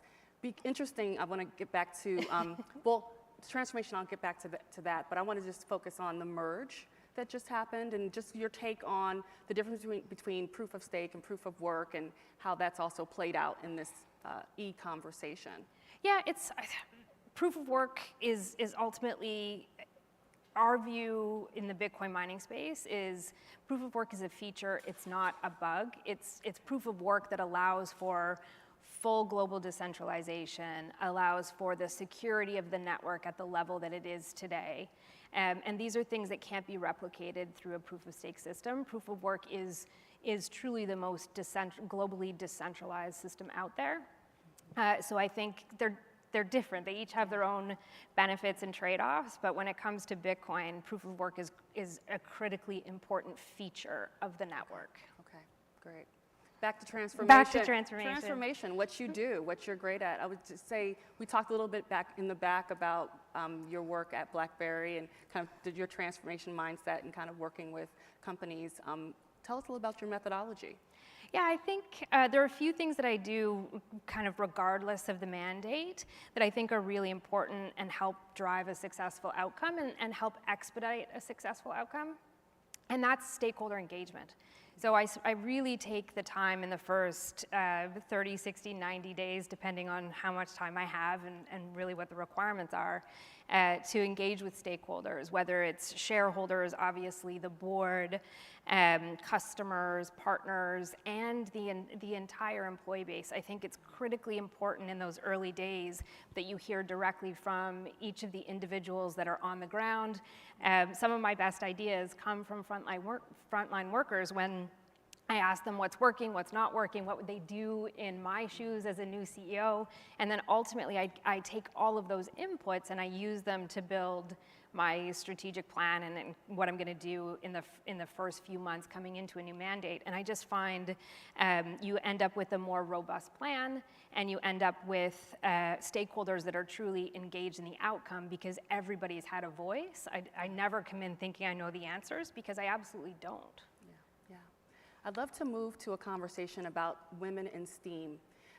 You know, there's two prongs to this issue. There's an awareness issue because there's so many women that have come through the pipeline that have contributed to science, technology, engineering, art, and math. I mean, I just learned about, a woman who was a part of Emmy Noether, who was a part of Albert Einstein's, math theorem that contributed to the theory of relativity. I mean, Katherine Johnson, who was featured in Hidden Figures, her contribution to Americans going to space. I mean, in terms of, women and awareness through this space, that's one issue. And the second issue is the need to fuel the pipeline for women and girls in STEAM.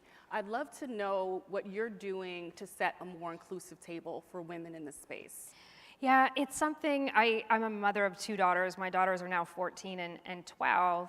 And when I first had my children, that was when I really became aware of the disparity between women and men in the workforce in the technology space and the financial industry in particular really struggle. And it's a complicated problem. It's one that I threw myself into 15 years ago, and I thought that collectively we would have moved the needle quite a bit further than we have, unfortunately. I think for me, one of the interesting experiences I've had is each time I move into a new role and have a seat at the table, normally diversity follows. I find it's easier for a diverse leader, a diverse leadership team to attract more diversity. So we were a very male-dominated company prior to my arrival. Now we have 40% of our board and senior leadership team are women. And of course, we've made further commitments on diversity and inclusion throughout the workforce as well. So I think that's something that I take on, and we've been really successful at. As a mother of 2 daughters, I think it's really important that we're getting to children at a young age. I spoke about in my journey having tech at home, and really it was a passion. It was a toy or a hobby that led to what ultimately became my career. And I think it's critically important that we expose children at a young age to the lexicon, to understand what's going on in crypto, to learn the terminology, to be able to play and explore.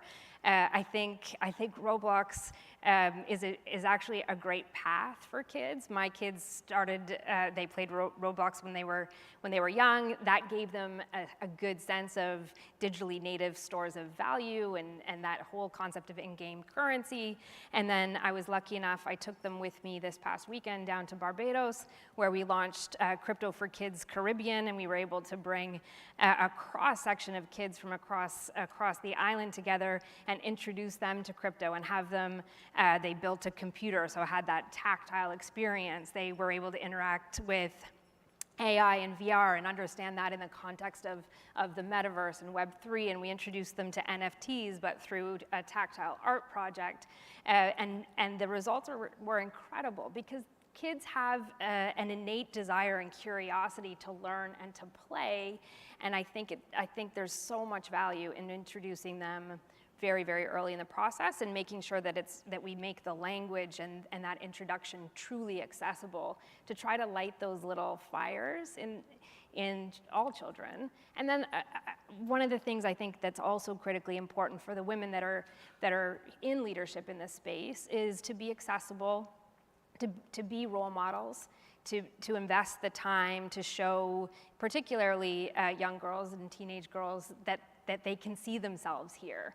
And I think one of the things that surprised me the most about coming into crypto from traditional tech and traditional finance, as soon as the press release went out that I was taking over as the CEO for Hut, I had this flood of women in crypto reach out to me to welcome me to the industry, to introduce themselves, to offer help, and I've never experienced that. Women in traditional industries can be a little, there's this idea of scarcity, and they can be a little bit more standoffish. In crypto, the experience has been completely the opposite. There aren't a ton of women here, but those that are here are just naturally invested in everyone's success. And we have a very, very nice organic community that we need to grow.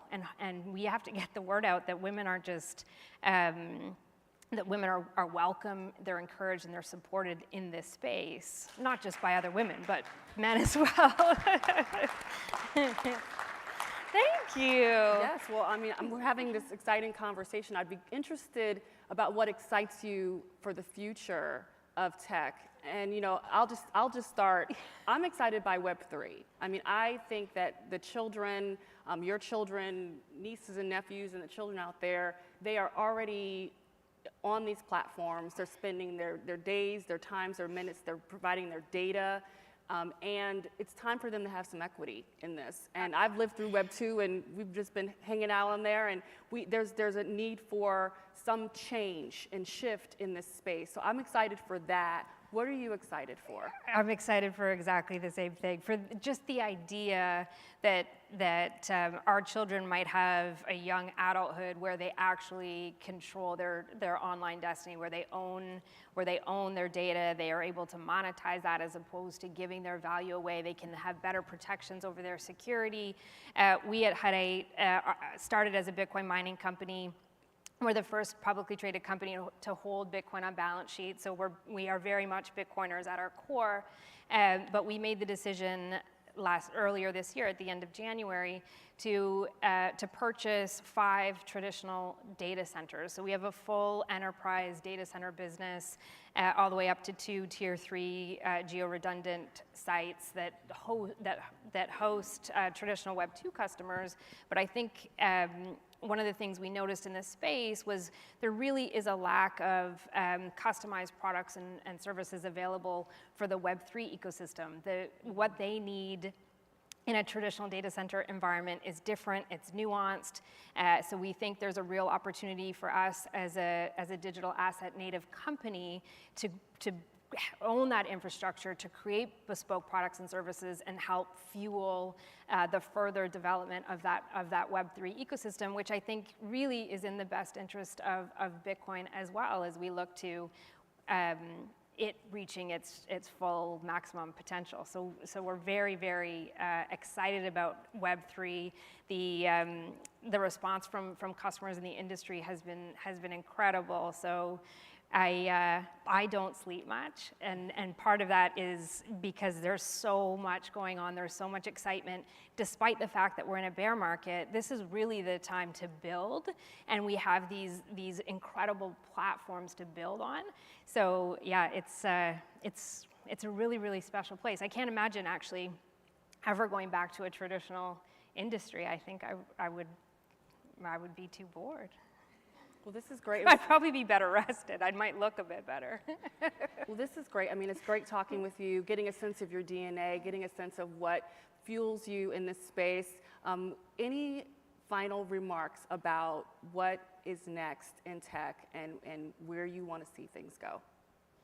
I think in this space, we're still so early. Like, I honestly would say we're in the first, maybe beginning of the second inning. And I don't even think we can't dream what the potential is, because it is so early. We're seeing so much incredible talent flood into this space. Again, even in a bear market, we don't see any momentum slowing down. We don't have any trouble hiring. And I think the more big talent, open-minded kids as well that come into this space. I think crypto is so unique in that it doesn't have a lot of the traditional educational paradigms that other industries have. So we really get fresh, big thinking, big ideas, really smart kids. And I couldn't even, it would be very arrogant of me to think I could imagine what these guys are going to dream up next. It's just incredible to be around it. It's incredible to be in conferences and listen to what they're working on and try to absorb. I think we're just getting started on the potential here. Agreed. Well, exciting conversation. Thank you, Jamie. Oh, my pleasure. Thanks for having me.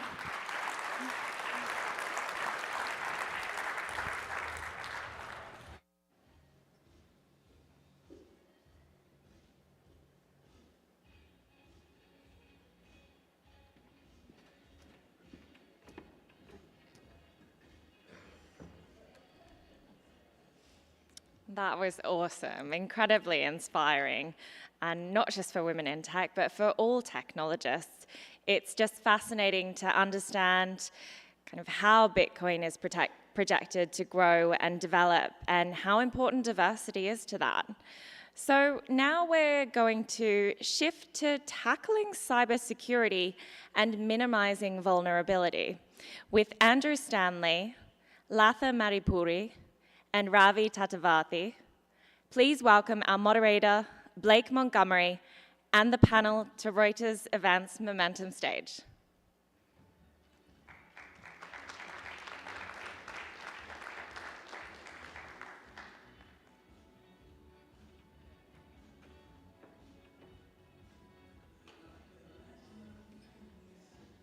Here, where?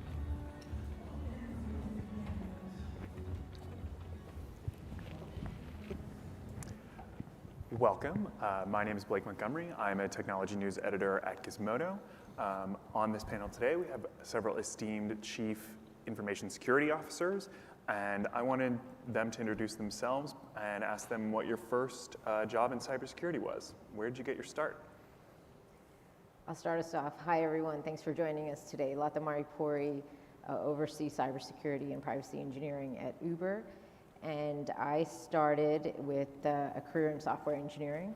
So when you're creating software, applications, product, inevitably you learn the full life cycle. So not just coding, but how do you test the products, how do you host the products, and ultimately how do you secure the products. So that was sort of my entrance into cybersecurity. I'm Ravi Tatwarthi, CISO of Rite Aid, and putting pharmacists in the center of whole health. That's our mission at Rite Aid. And where did I start? I'm a mechanical engineer by trade, so I started on a lathe working floor, and then slowly moved into IT and technology, mainframe development, and then somehow found a niche area which is pretty much challenging and passionate in cyber. And someone told me, we purchased certain software in here, we don't know how to use it, can you take care of it?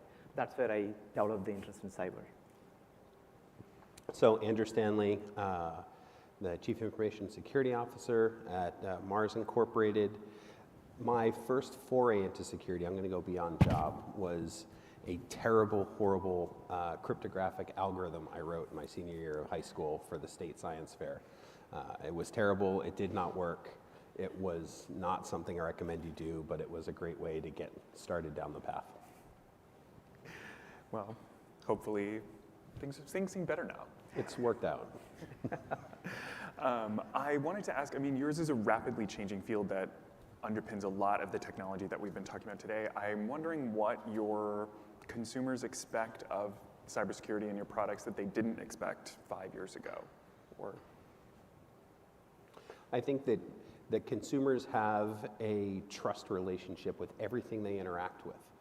And those of us who work with consumer data, who collect it together to try and provide consumers with new products, have a sort of a focus that we need to respect with that consumer, to say, we have your data, we're going to work with it respectfully, and we're going to make sure that we provide you with the products you like, while at the same time honoring that implicit contract that the public places in us. I think a little bit of different perspective from my side, where what I have seen is, just like ABS in the cars used to be an optional thing 10, 15 years back, and it slowly became a standard. And no one is expecting security to be an optional thing these days. So I trust your brand. I put the trust in you, give the business to you, purchasing the medicine from you. I expect you to take care of my security. It's default, it's a given, it's a standard option. So we are seeing that security isn't something difficult to bolt in. So pretty much that is also empowering security professionals in the world we are living in to bolt in the security from ground up. Yeah, the guys mentioned, both a word, which I think same thing for us at Uber when we think about cybersecurity, is it is about trust. Ultimately, Uber is a service that operates in over 10,000 cities globally. And unlike some other tech firms, it's not just a digital experience, there's also a physical experience. And so trust is really at the heart of the service that we're providing. And I think cybersecurity and just data protection and privacy, transparency, all of that really rolls up into it. And I think it's great that consumers are getting more knowledgeable to ask the questions. And I think it's just the start of really a transformation around data and transparency and just privacy and all of that for companies. And I mean, all of you have talked about in different ways that consumers are becoming more sophisticated and demanding more trust. Do you find that it's more difficult to win that trust back, given if there is some sort of security incident? I think maybe I'll start this. In the world we are living in, it's the matter of when versus if. I think not just defense in depth. I think customers have this level of expectation. You did the best you can. Did you do it? And if you did the do best you can you provide us a transparency? What data you're collecting from us? How are you using that data? And if an incident happens, Can you provide us a level of transparency where you missed the boat and how you fixed it, how you responded? I think customers are so sophisticated these days. Incidents are happening day in and day out. It's not about incidents, it's about how you respond. Yeah, I'd agree. It's very much focused on how you engage with the consumer and how you keep the conversation open and honest and transparent while also respecting whether they be legal obligations or the right to privacy of consumers who may have been impacted. So finding that balance in a really honest and genuine way is what gets you back to the place you need to be in the mind of the consumer. And are there things at the cutting edge of cybersecurity in your industry that worry you now, for your products or now or for the future? And something that journalists discuss kind of in a theoretical sense is quantum computing that will be able to crack even our most bulletproof encryption. Yeah, it's unfortunate because with every, I think, technology advancement, there's so much good that can come with it, but also, in the wrong hands, it could be used for potentially fraudulent cybersecurity type use cases. And quantum is definitely an example where I think, industry's super excited about the power of quantum computing, but you're right, that does open up other issues in encryption and whatnot. But I also think, honestly, I think so much when you look at a lot of companies today, they're becoming very much like supply chains, right? Where you work with a number of vendors, those vendors work with other vendors. So I think a lot about that, as one of the primary things when I think about cybersecurity the next couple of years is whether you're doing third-party management of vendors or you use various third parties in your software, right? How do you actually secure that ecosystem, right? Because you might have the first layer, but then those companies use other companies and whatnot, and it's such a ripple effect. So I think beyond some of the positive things like quantum computing and how that could impact cybersecurity in the wrong hands, I also just think about like the practicality of how businesses operate today. And the sort of ripple effect, of the supply chain, I think is going to be one of the risks that a lot of companies will start to face. So you think cybersecurity will become more collaborative with these third-party vendors, but that will also open up new threat vectors? Yeah, absolutely. It's an interesting field we are in, and the question you asked, what worries you and which keeps you up at night kind of a thing. The first board meet I had, it's pretty much, put all your presentations aside, can you give me a rating of what you see cybersecurity? And how are you going to answer that question? It's your first month into your first board meeting in a $25 billion company. So what is the right answer? There is no right answer. So I think living in the current, quantum computing definitely has a future impact, but living in the current, everyone, security as CISOs playing an important role as a business partner, it's very, very important to have a standard way to quantify risk. It's about risk, it's all about risk on how we can quantify. There are so many frameworks out there, there's so many things we can all talk all day, but it is not going to give a nice way to articulate the risk. If we cannot articulate the risk, the business partners say, do I really need to do this right now? Kind of a thing, right? So, and no longer, if you don't do this, it's going to get into a higher risk of breach. That is not going to cut it. We needed to get more tangible data, and a standard way of articulating risk is very, very important. Second important thing I believe which is really bothering is the things which are not in the CISO's control, within an organization control, the geopolitical impacts. Someone has some problem with a certain country and that is indirectly impacting the CISOs and the public companies. And geopolitical, economical issues the public companies have the regulatory burden, which we are making sure we need to fulfill. On top of it, making sure we are on top of our game in the technology field we are doing it. So with this already the fully technically changing landscape, having that on top of geopolitical stuck in between this is a significant challenge for us. Are there particular geopolitical conflicts that worry you or that are impacting Rite Aid? I think everyone knows.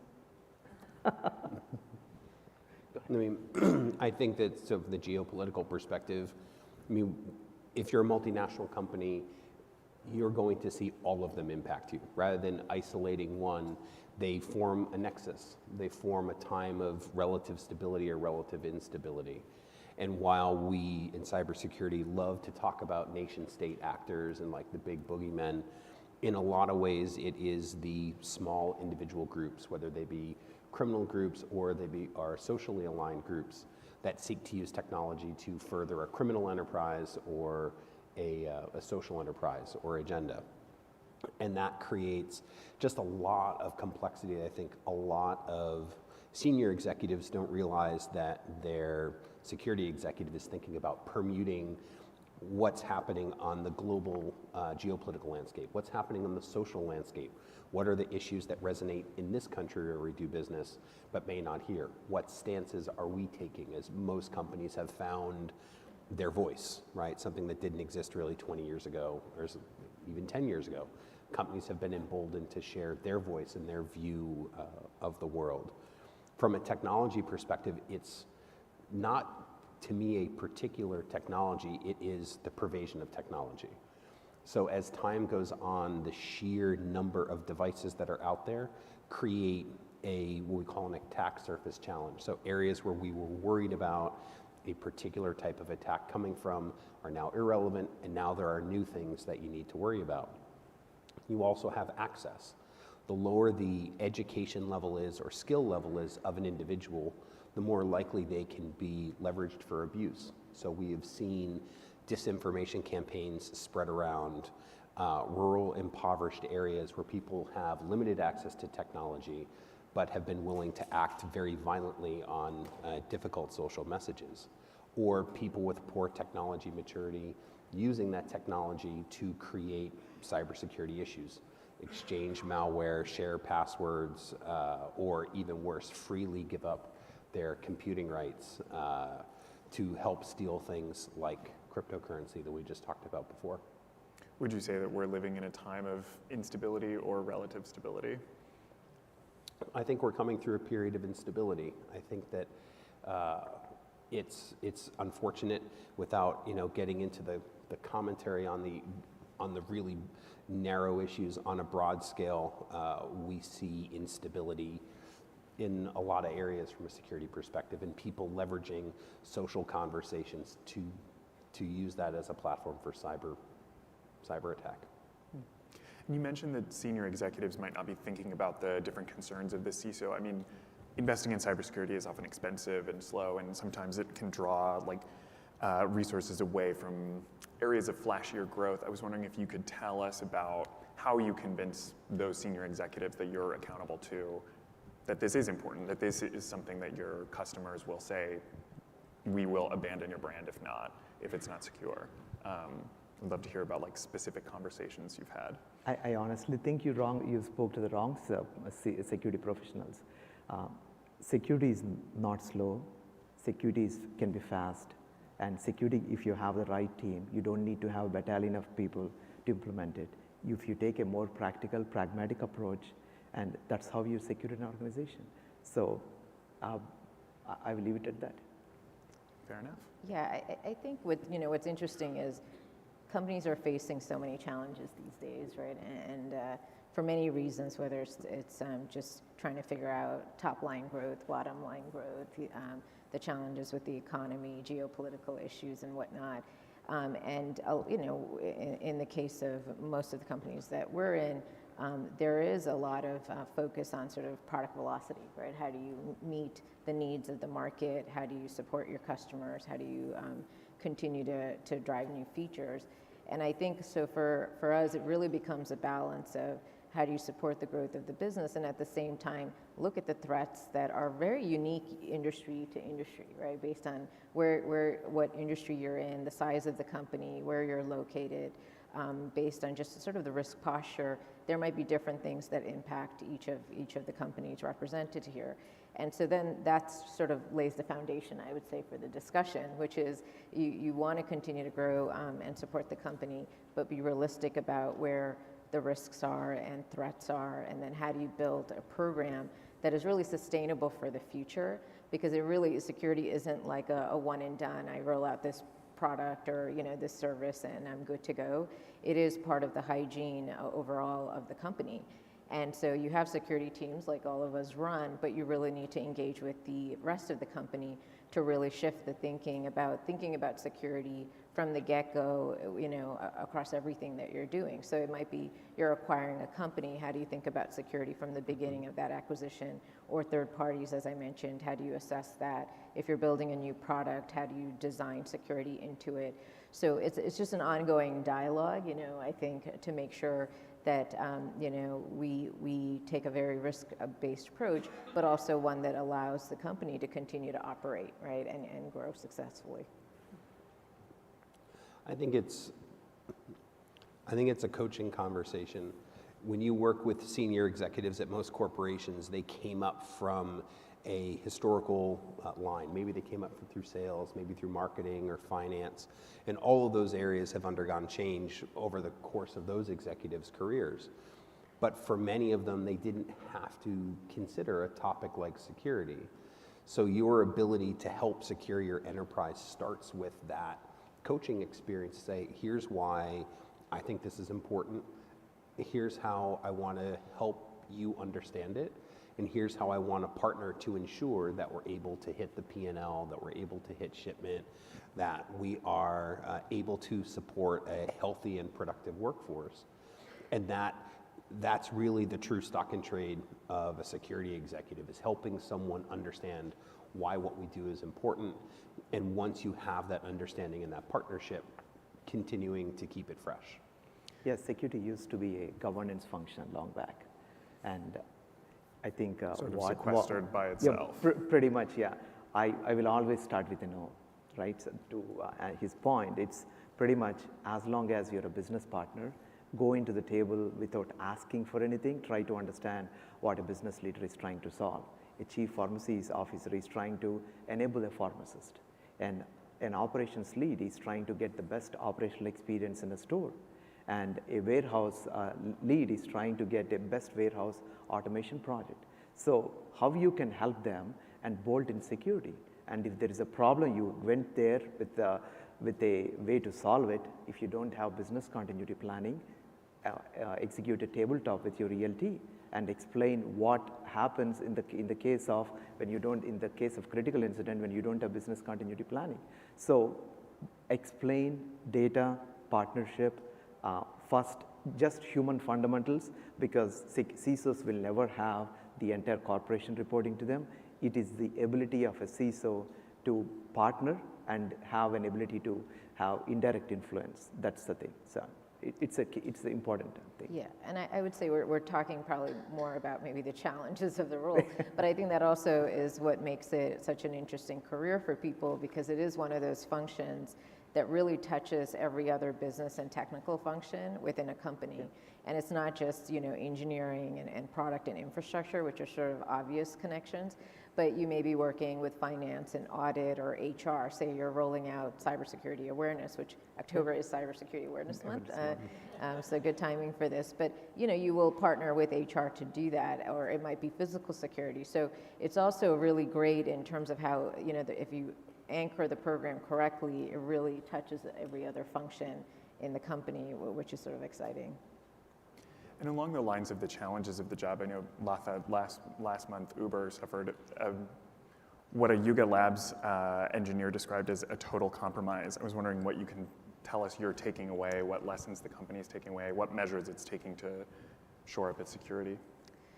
So it was quite a recent incident, I can't get too much into the details because the investigation is still underway internally and with law enforcement.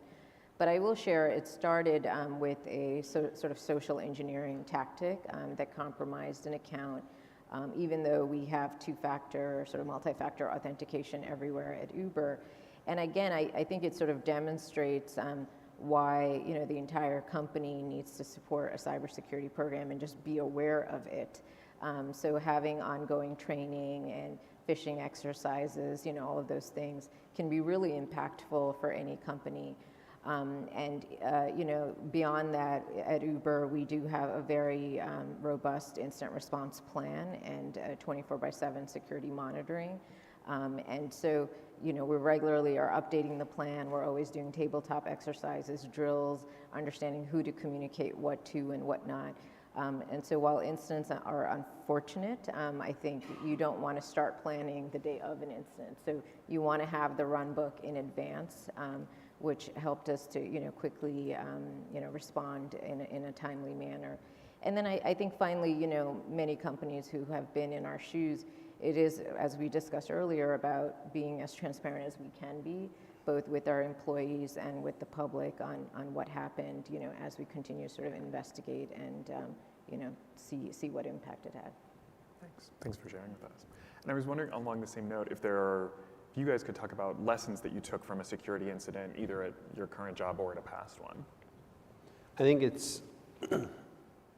think that the number one thing I've taken away is almost all security incidents begin with the violation of trust and some breakdown of the trust chain. And that could be where an employee is duped in some way, shape, or form into, we call it clicking the link or something along those lines. It could be an area where someone has been duped into installing an app on their phone. It could be something as straightforward as someone received a phone call that convinced them to start down a path. That focus, I think, is really critical and a real differentiator in a security team and security leaders. Are they thinking about it purely as technology? Are they thinking about having better locks on the doors? And we should all make sure we have great locks on the doors. Do not get me wrong.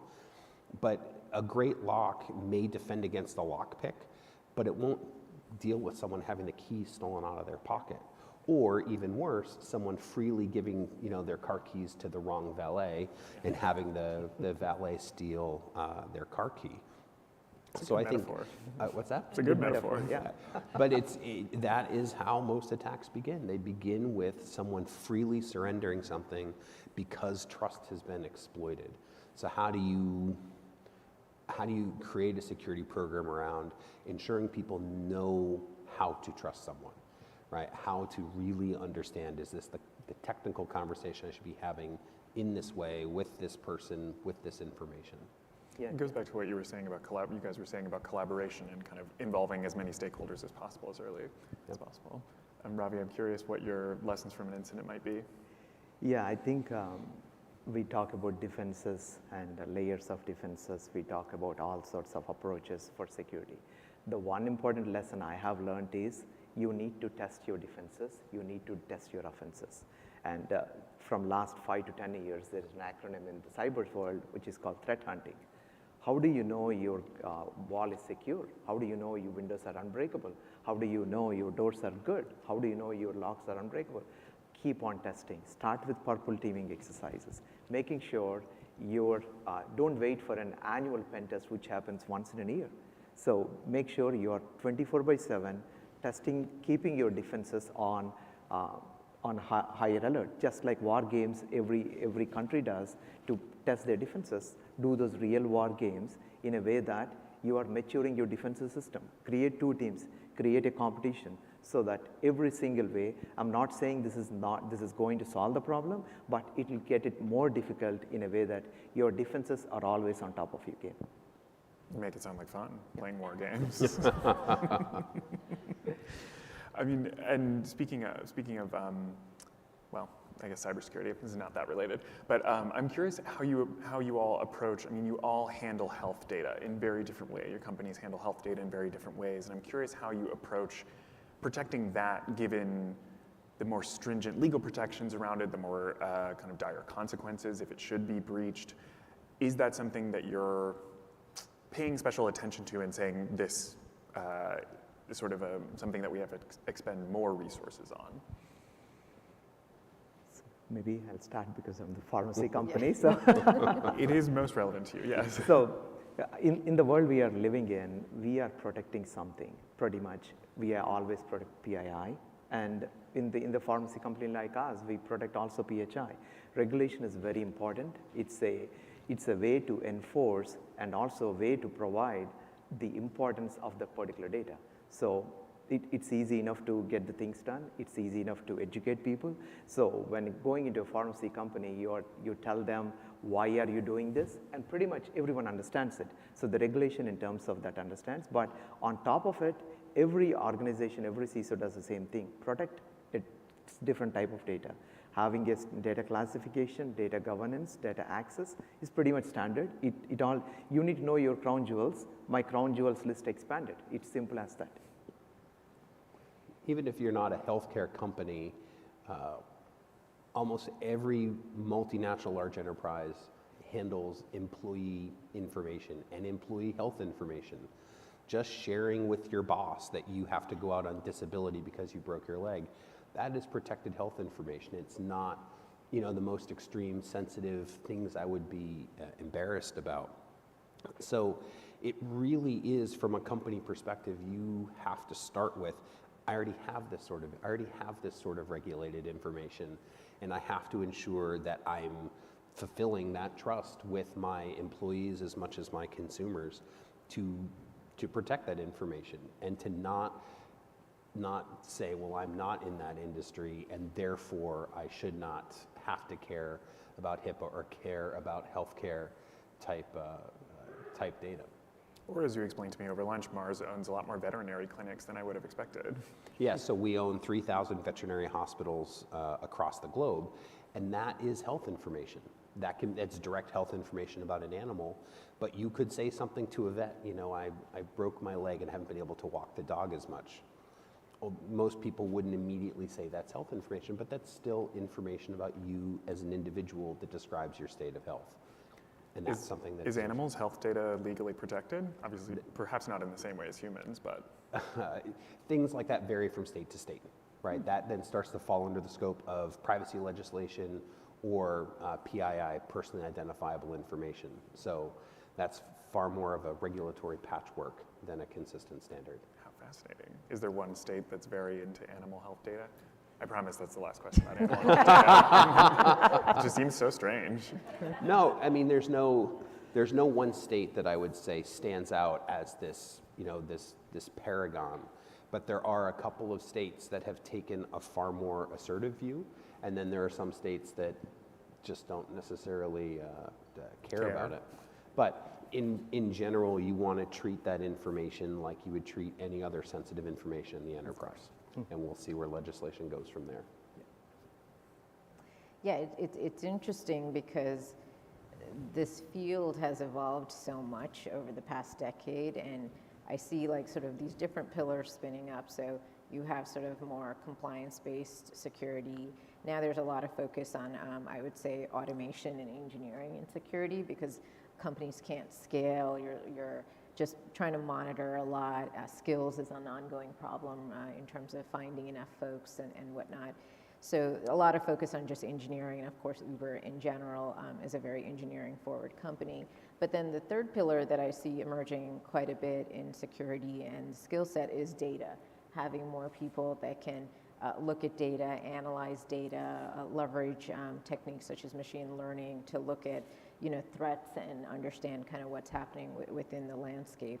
Data about what specifically? Just, any kind of data within an enterprise that you would monitor from a security perspective. So you might be looking at network telemetry, you might be looking at various types of logs, you might be looking at applications, you might be looking at identity systems. So pretty much everything that we touch, right, your desktops, your laptops, everything is spitting out sort of data.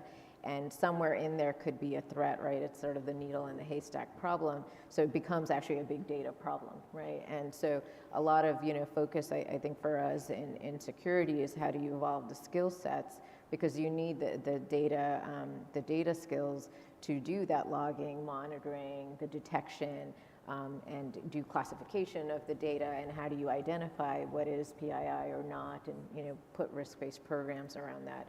So it's just interesting because while a lot of the regulatory stuff is evolving, I think it really changes the focus on the talent market within cybersecurity and what's needed to drive a comprehensive program. And with Uber specifically, I think of people taking an Uber to the hospital or something. Does that become then more stringently protected health data that your system has to identify in a different way? So we do what Ravi mentioned as well, which is we have a data classification, sort of policy and sort of structure of how we think about data. And so it's all types of data. So we do have various businesses around sort of Uber Health, but it's also location information, to your point, not just that you're going to a hospital, but where are you, point A to point B.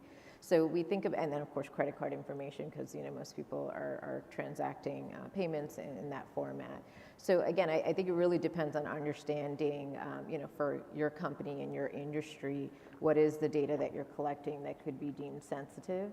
And then based on, again, where you are, there's certain sort of regulatory obligations as well. So it's an ongoing thing. Every year we take a look at that classification just as our business evolves, because Uber has gone much further than ride sharing, which is what it started out, over a dozen years ago, to now they are doing a lot more with various mobility services, delivery services, transit services. And so as our business has evolved with a number of acquisitions, we take a look at how does that impact, all programs, including privacy and security. And you guys have all talked about regulatory obligations. Obviously, that's a huge component of your role. How do you deal with, at least from my perspective as a journalist, it does not seem that regulations keep up with different developments in cybersecurity. So how do you deal with that of being abreast of cutting edge technology while also complying with laws that may not kind of have a complete grasp of what you're dealing with? I think it's regulation, a compliance-driven approach. I think Lata touched it earlier. A compliance-driven approach versus a risk-driven approach. And first time I join a company, when we see a more compliance-driven organization, telling them the differences between a compliance-driven organization, you will get a checkbox, but it doesn't really mean that you are taking care of all the higher risks. It's important to create the differentiation, and it's a lot of an education exercise. But compliance has its role. I'm deviating a little bit from your topic, from the main question. Think of the Enron and all the scam happened 20 years back, which created SOX for us. And that put a significance and importance on the financial reporting of an organization. And I think that the things like SEC's latest RFP, a request for comment process, which on cybersecurity will put the CISOs at the same role coming next 15, 10, 20 years. And an opportunity to create a difference and show the importance, a regulation is required. But regulation is not just simply sufficient, and you need to take it beyond that. Yeah, I think that's right. I think when you look at most companies that have a security program, there's probably something that anchors the domains of the program. So people might use a framework like ISO or NIST or something like that, and then customize it based on the specific industry and sort of company risk appetite. And I think, it is really critical to have a comprehensive program and not just do the bare minimum from a compliance perspective, right? Because there's just a lot of changes globally in that space.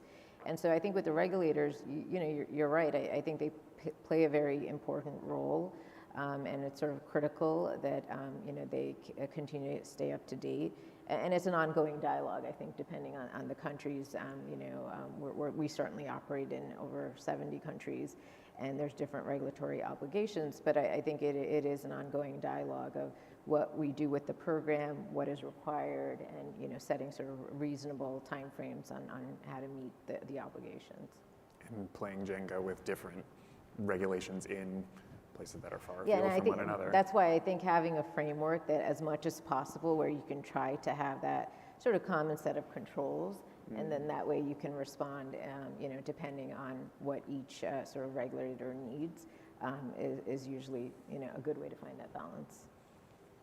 I think it gets back to that coaching education approach. So I agree with everything that's been said so far. But two things. One is that common set of controls, right? It's like that common sense approach. I may not know the speed limit in this particular town, but I know driving 90 miles an hour through a school district is not legal, right? I know that that's not really the best idea. So how do you start with common sense behavior and being consistent about it? But the other thing is engaging in actually a two-way coaching relationship with your regulatory compliance and legal departments, or also government affairs. So you can help them understand the issues that matter to you, and then they can help understand what are the issues that matter either to them or to the enterprise that you in security may find to be abstract or not necessarily important. And that, I think that's the case if you are in any emerging leadership role, right? So if you're someone who is in finance, who's been charged with handling cryptocurrency transactions worldwide, you have to coach your peers as much as they need to coach you. Tough industry to be in cybersecurity, cryptocurrency. Yeah, I mean, it is something that requires that knowledge, coaching, and awareness that I think it really separates a lot of the leaders from those who will build enduring organizations versus ones who will be transformed every 2 years. And by transformed, I mean, you know, the little suitcase on LinkedIn looking for their next position.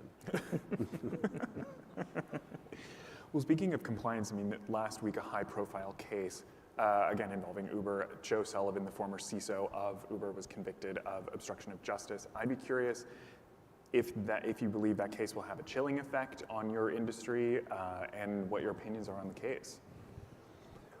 I mean, it's so hard to judge a case like that because there's what is said in court, there's what are in the court minutes, and then what is the broader narrative around it. And in the security industry, all sorts of narratives have come out of that case. And do I think it will have a chilling effect? Not as much as it will have a, let's make sure we're having the right conversation, the right time. Let's understand what should we be talking about, what are the right decisions that we should be making as leaders, and how are we making those decisions as an enterprise? Because from an objective third-party view, what we deal with in security is something that is, in some cases, very abstract to the law, the decision-making around it. The impact and implications of it can be very clear. So a lot of it is less about chilling and more is, are you having the right conversation? Are you engaging with the right people internally and externally? And are people aligned that this is the path that I as an individual leader am going to take? Because ultimately security is my responsibility. So the decisions that are made by the organization and made by my team will largely sit on my shoulders. So how am I finding that balance? To me, it's not going to chill my decision making, it's just going to be another inform or another piece of information around, okay, how could this work publicly? How could these decisions be projected?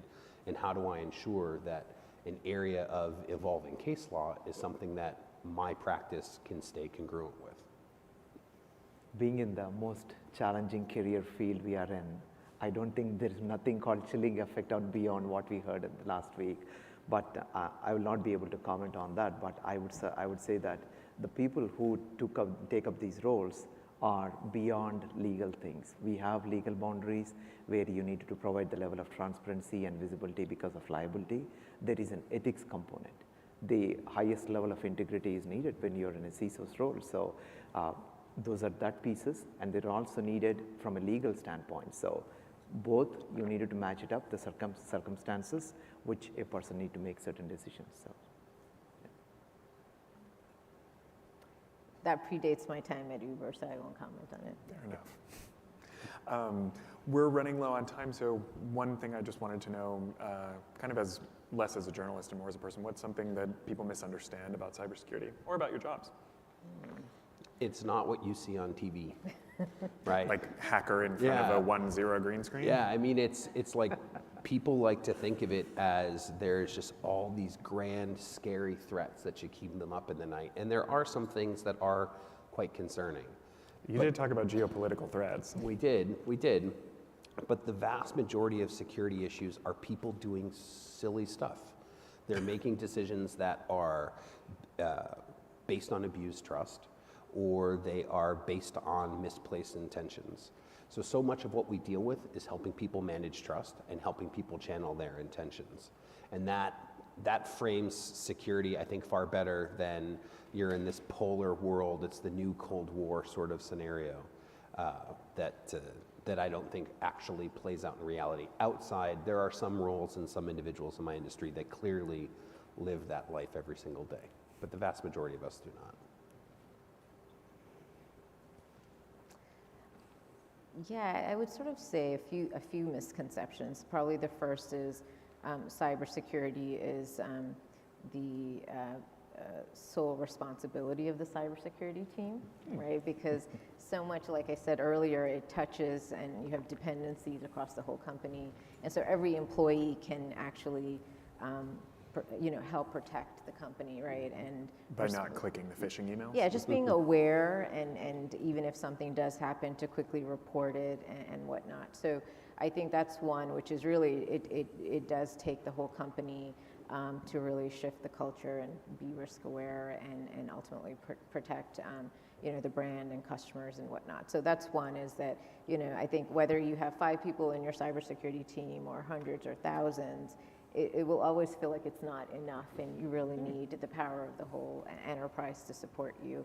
So that's one. I think the second, which I think is a really important point that the guys touched upon, is when you look at a lot of the incidents that have occurred, even you can analyze every incident over the past decade or so, the start is actually something quite small and simple.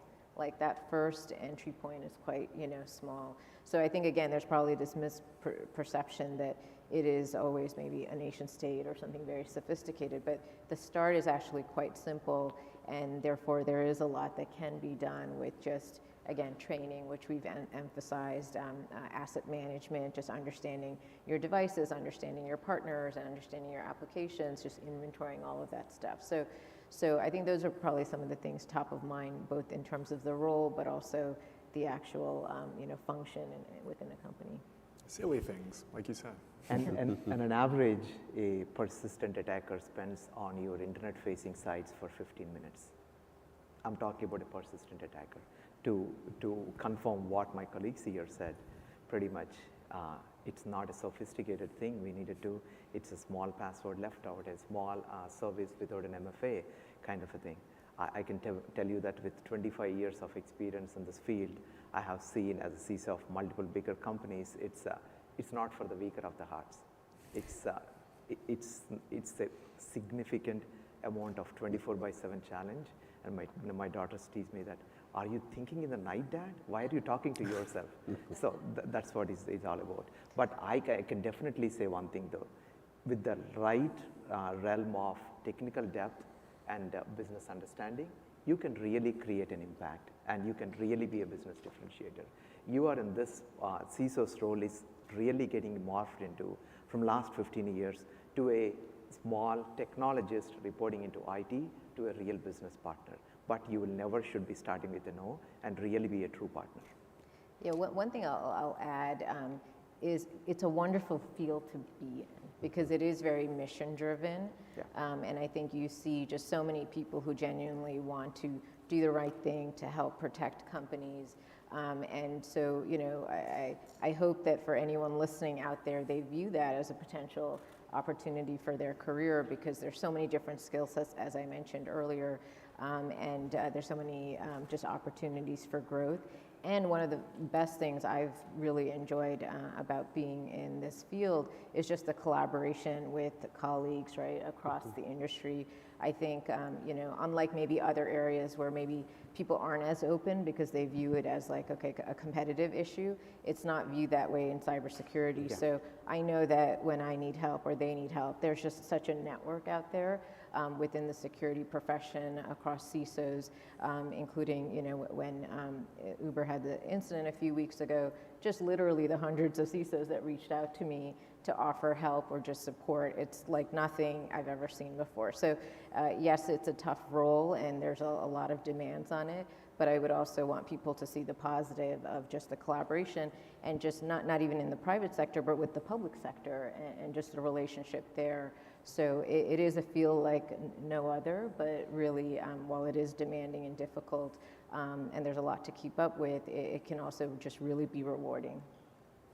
That's very heartwarming. I didn't really expect to, be a little bit touched talking about cybersecurity vulnerabilities. It also sounds like 2 of you said it's not as scary as it seems, and 1 of you did. We have about 30 seconds if there are any questions from the audience, but I think that's a great note to end on about support from other CISOs. But if anybody has any burning questions, in the front. I was fascinated by the conversation Neither do I. From the mindset, so I was a little overwhelmed listening to how much you have to think about. So how do you all take care of your mental health and the health of your team as you're thinking through these complexities and things that can feel really scary? Thanks for asking that, by the way, because I think for all of us, it's just really, it is about the team. And as much as people want to do the right thing, you need to disconnect, right? You need to take care of yourself mentally, physically. Sometimes it can be long nights and days, especially when incidents happen. But again, if you have the right organization to support you, and finding that balance to really disconnect. But again, I think you'll also find, and this energizes me, a lot of people in the field, they want to keep doing more, right? They want to sort of help fix the vulnerabilities and sort of solve this problem for the industry. So it's a balance, right, of energizing and motivating folks, as well as making sure they step away and take their vacation and disconnect and re-energize themselves. But thank you for asking about that, because it is a key thing, which is how do you find the right folks, but keep them motivated, keep them healthy, retain, and continue to grow them. It's a fulfilling feeling after it's all said and done. At the same time, I try to engage myself with colleges and universities, going to all the senior sessions from the colleges to make sure that cyber is not a scary field. We need more cybersecurity professionals and educating them, answering their questions and luring them towards cybersecurity path. And honestly, thank you for asking, because many times during this 25-year long career with jumping in, you start, I look myself as a transformational CISO. So I go in there, fix the things, move on. And it's such a fulfilling feeling when you get out of this. It's, as I told you, it's not for the weaker hearts. I was 30 miles offshore the coast of New England 24 hours ago, where it is literally impossible to reach me. So it's not completely true, but it is essentially, because it's just completely isolate yourself, take the time away, and distance yourself, I think, especially from technology. Really find a place where you're defined by your humanity and not by the technology in your hands or at your fingertips. Well, thank you to our panelists. Thank you all for watching. And I think we're out of time. Thank you. Thanks, everyone. Thank you.